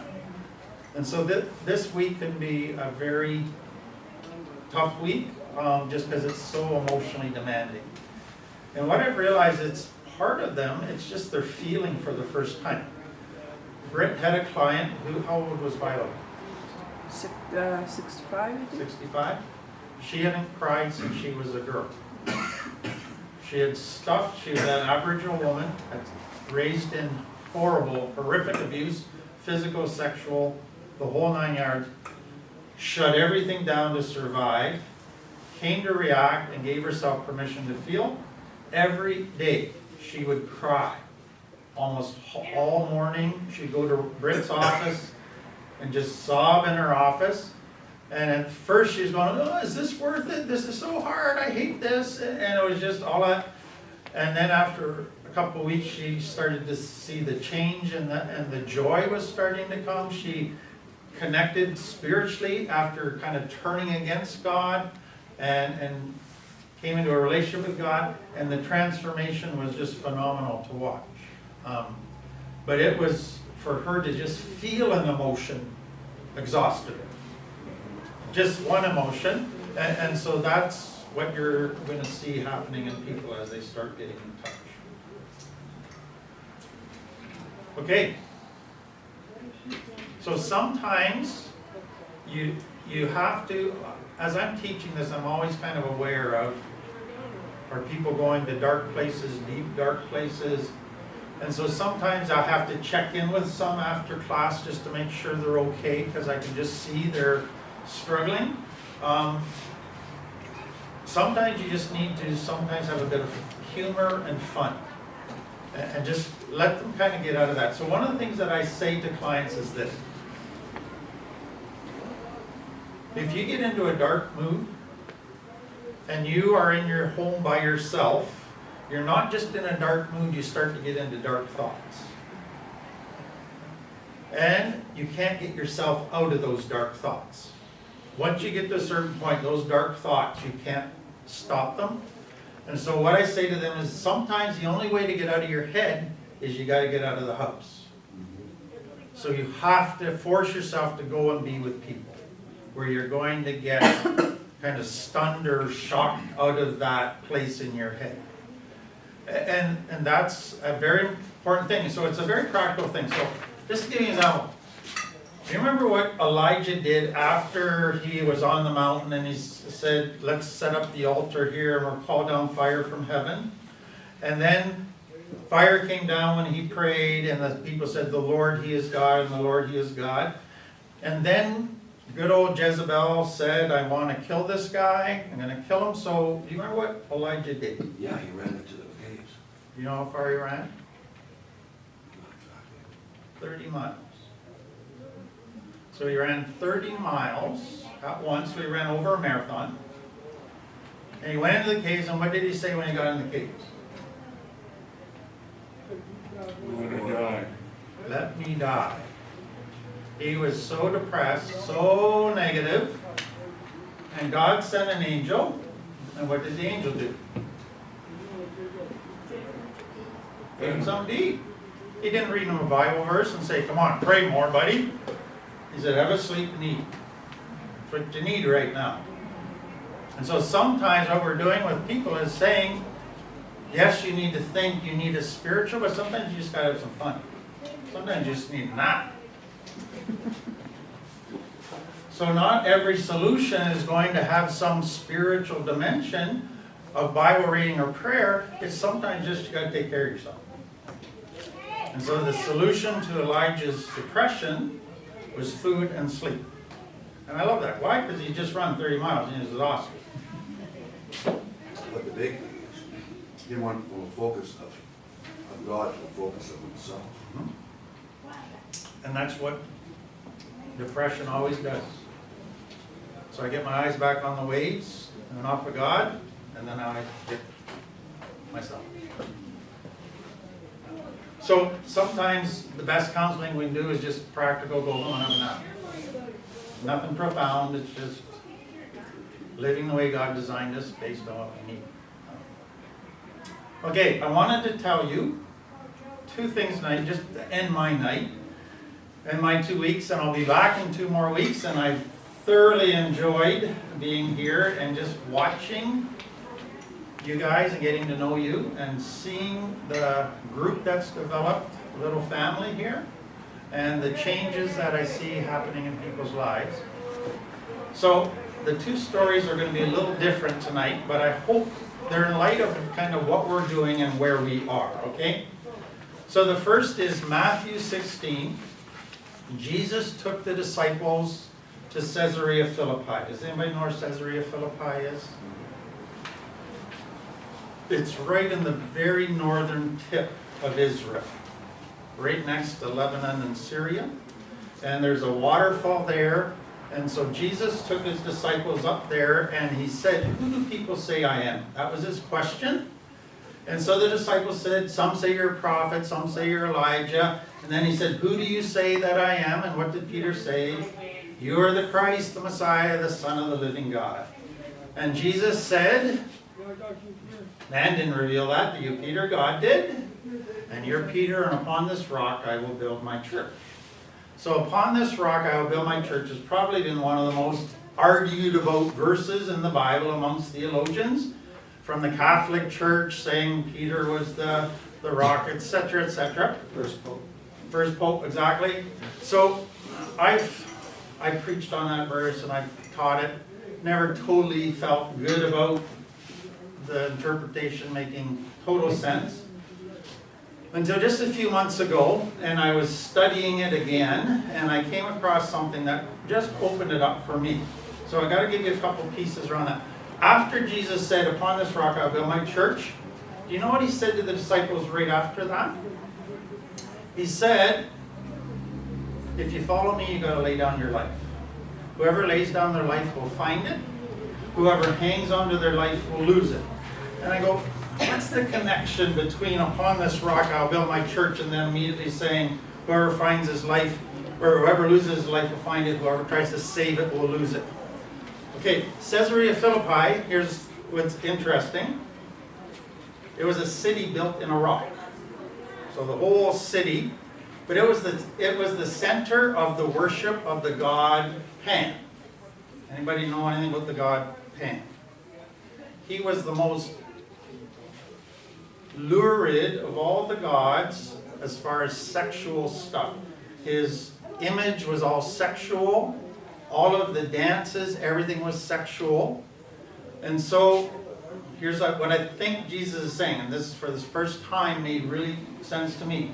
He goes to the disciples and he says, "Here in the center of the worst evil around, on this rock, I'm going to build my church. And the gates of hell will not win against it." So you come to Wally, here on this center of the worst evil around, I'm going to build my church. And so what Jesus was saying was, no other Jew went to that part of Israel. It was seen as the most evil place that only the worst people ever would go to, and they avoided it. And Jesus purposely took his disciples there and said, "On this rock, I'm going to build my church." But then, what was the whole belief of the worship of Pan? Self-indulgence, save your life, live for self. And Jesus says, we're going to live by a new rule: lay down your life, lose your life, live it for me. It goes in total contradiction to the doctrine of Pan and the doctrine of this evil place, but it's going to win. Isn't that interesting? So Jesus was saying to us, I think, we can go right into the worst center of evil and claim, "On this rock I'll build my church." And we're going to live by a new rule that goes right against what everybody else is living by. And it looks foolish to lay down your life, and you think that's never going to lead to gaining your life. But I'll show that's the truth. So there's a second thing. So I'll let you chew on that one for a minute. About 5 minutes. So when I just taught this a month ago on a Sunday, and I went and I got pictures, which you can get on Google Maps and all of that, of Caesarea Philippi, and they still have the city built on the rock. And you can see the houses in the temple and all of that right there. That is built there. Okay, second, and this is a whole Bible pulled together under one concept that the Jews understood but we've lost. Have you heard of a patriarchal society?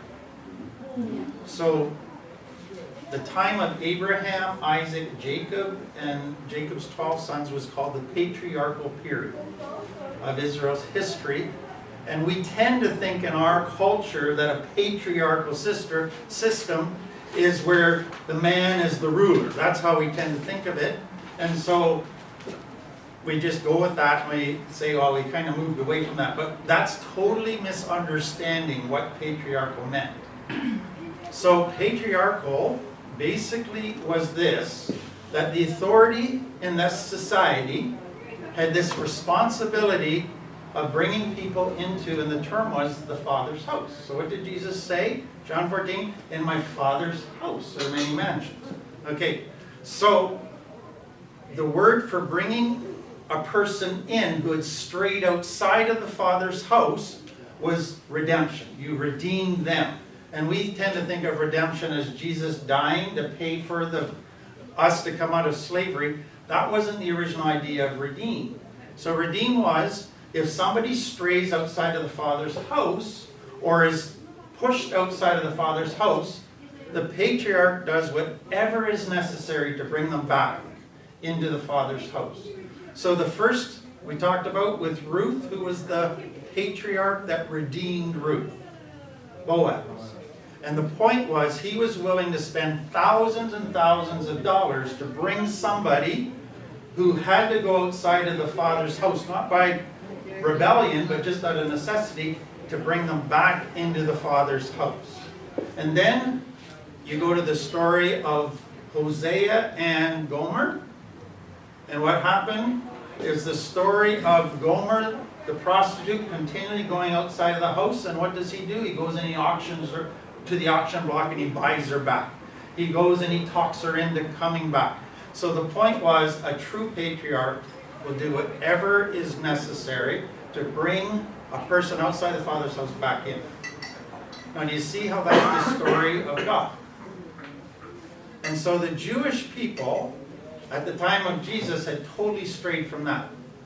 They said that God doesn't love Gentiles, doesn't really care about women, doesn't care about tax collectors and prostitutes and all of that. And so Jesus comes along in Luke 15 and he tells 3 stories of a patriarch. So a shepherd loses a sheep, and what does he do? Leaves the rest and goes and finds it to bring it back. A woman loses a coin. She's got all kinds of other coins, but she sweeps everything furiously and works till she finds it to bring it back. And then the prodigal son is the classic, because it's where somebody was lost, but it was out of rebellion. And they went and they did exactly what their father was against. They fed pigs, and Jews don't like pigs and all of that, and wasted his money. And so the idea is, how will the patriarch respond to somebody that has dishonored the patriarch? And so it was, they will, and he says they will run, they will hug, and they will kiss. All things that were considered shameful to do. But he was willing to do and go to whatever length necessary to bring back to the Father's house. And so Jesus is saying that's God's design for his church. That's God's design. That's how God operates. He wants to bring people back to the Father's house. Let me give you another piece with that. Do you remember Abraham and Sarah were sitting in their tent? It was a hot day, and these strangers came in. Do you remember that? Genesis 18 or 19. Okay, so there's 3 strangers, and they weren't part of the house, Abraham's house. But what God is showing us is that a true patriarch doesn't care just about people that stray from his house. He wants to bring in foreigners to his house, and then include them in his family. So what does he tell Sarah to do? Go and get, and he gives her a certain amount of flour to make. You know how much flour it was? I found out. 75 pounds. That's a lot of bread. So go knead 75 pounds of flour and get all of this stuff done and put a meal. And here it's hot out in the middle of the day, and he's saying we're going to do whatever we can to bring these new people into the Father's house. And so the whole point is God saying, my heart isn't just for the house, it's for the world to become that house. And I will do whatever it takes to bring people into that house. Can I give you one more thing? I got to draw you a little map.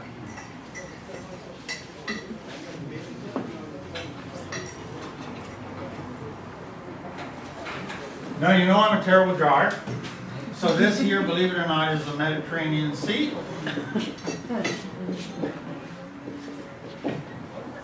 Okay? Israel's right here.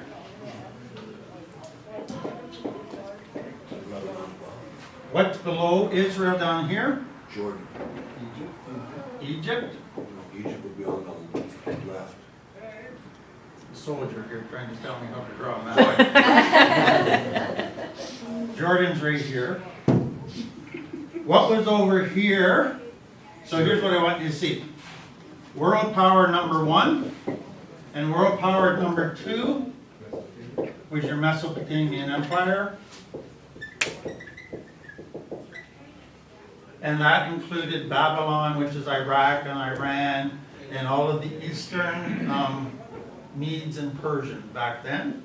So it's interesting. Again, you can go on Google and look this up. But that was the world at that time when Jesus was coming in. By then, the Romans and Greeks were there, but before, at the time of Abraham, when God established the nation of Israel, there was Egypt and Mesopotamia. And so, how would they trade? And here's what I find fascinating. The only trade route in the whole world went right through there. So it was called the Via Maris, the way of the sea. And once Rome and Greece came along, they went right through there. So what God is saying is, I am positioning you to be at the center of the world, to control. So they had here and here Megiddo is number one. The city of Megiddo, I can't remember that other one. But the saying was, whoever controls Megiddo controls the world. And Megiddo becomes Armageddon. So the Battle of Armageddon was to control Megiddo so you could control the world. But what God is saying is, I'm not putting you isolated from the world like many Christians have become.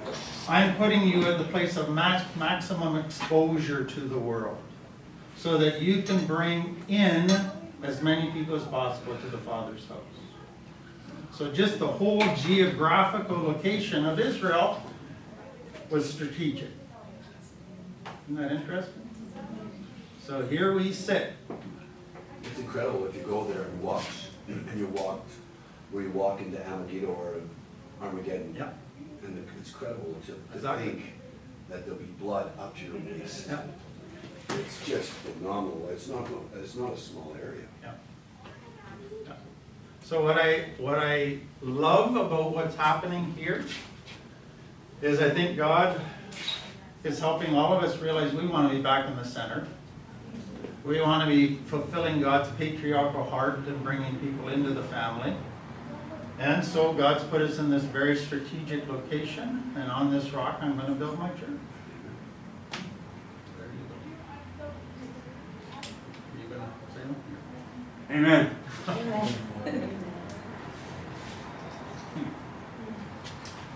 So why don't I pray as we bring this fourth week to an end.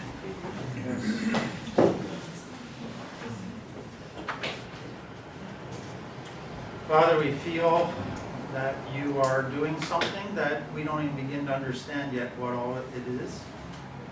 We just get little signs, little indications that you're up to something big.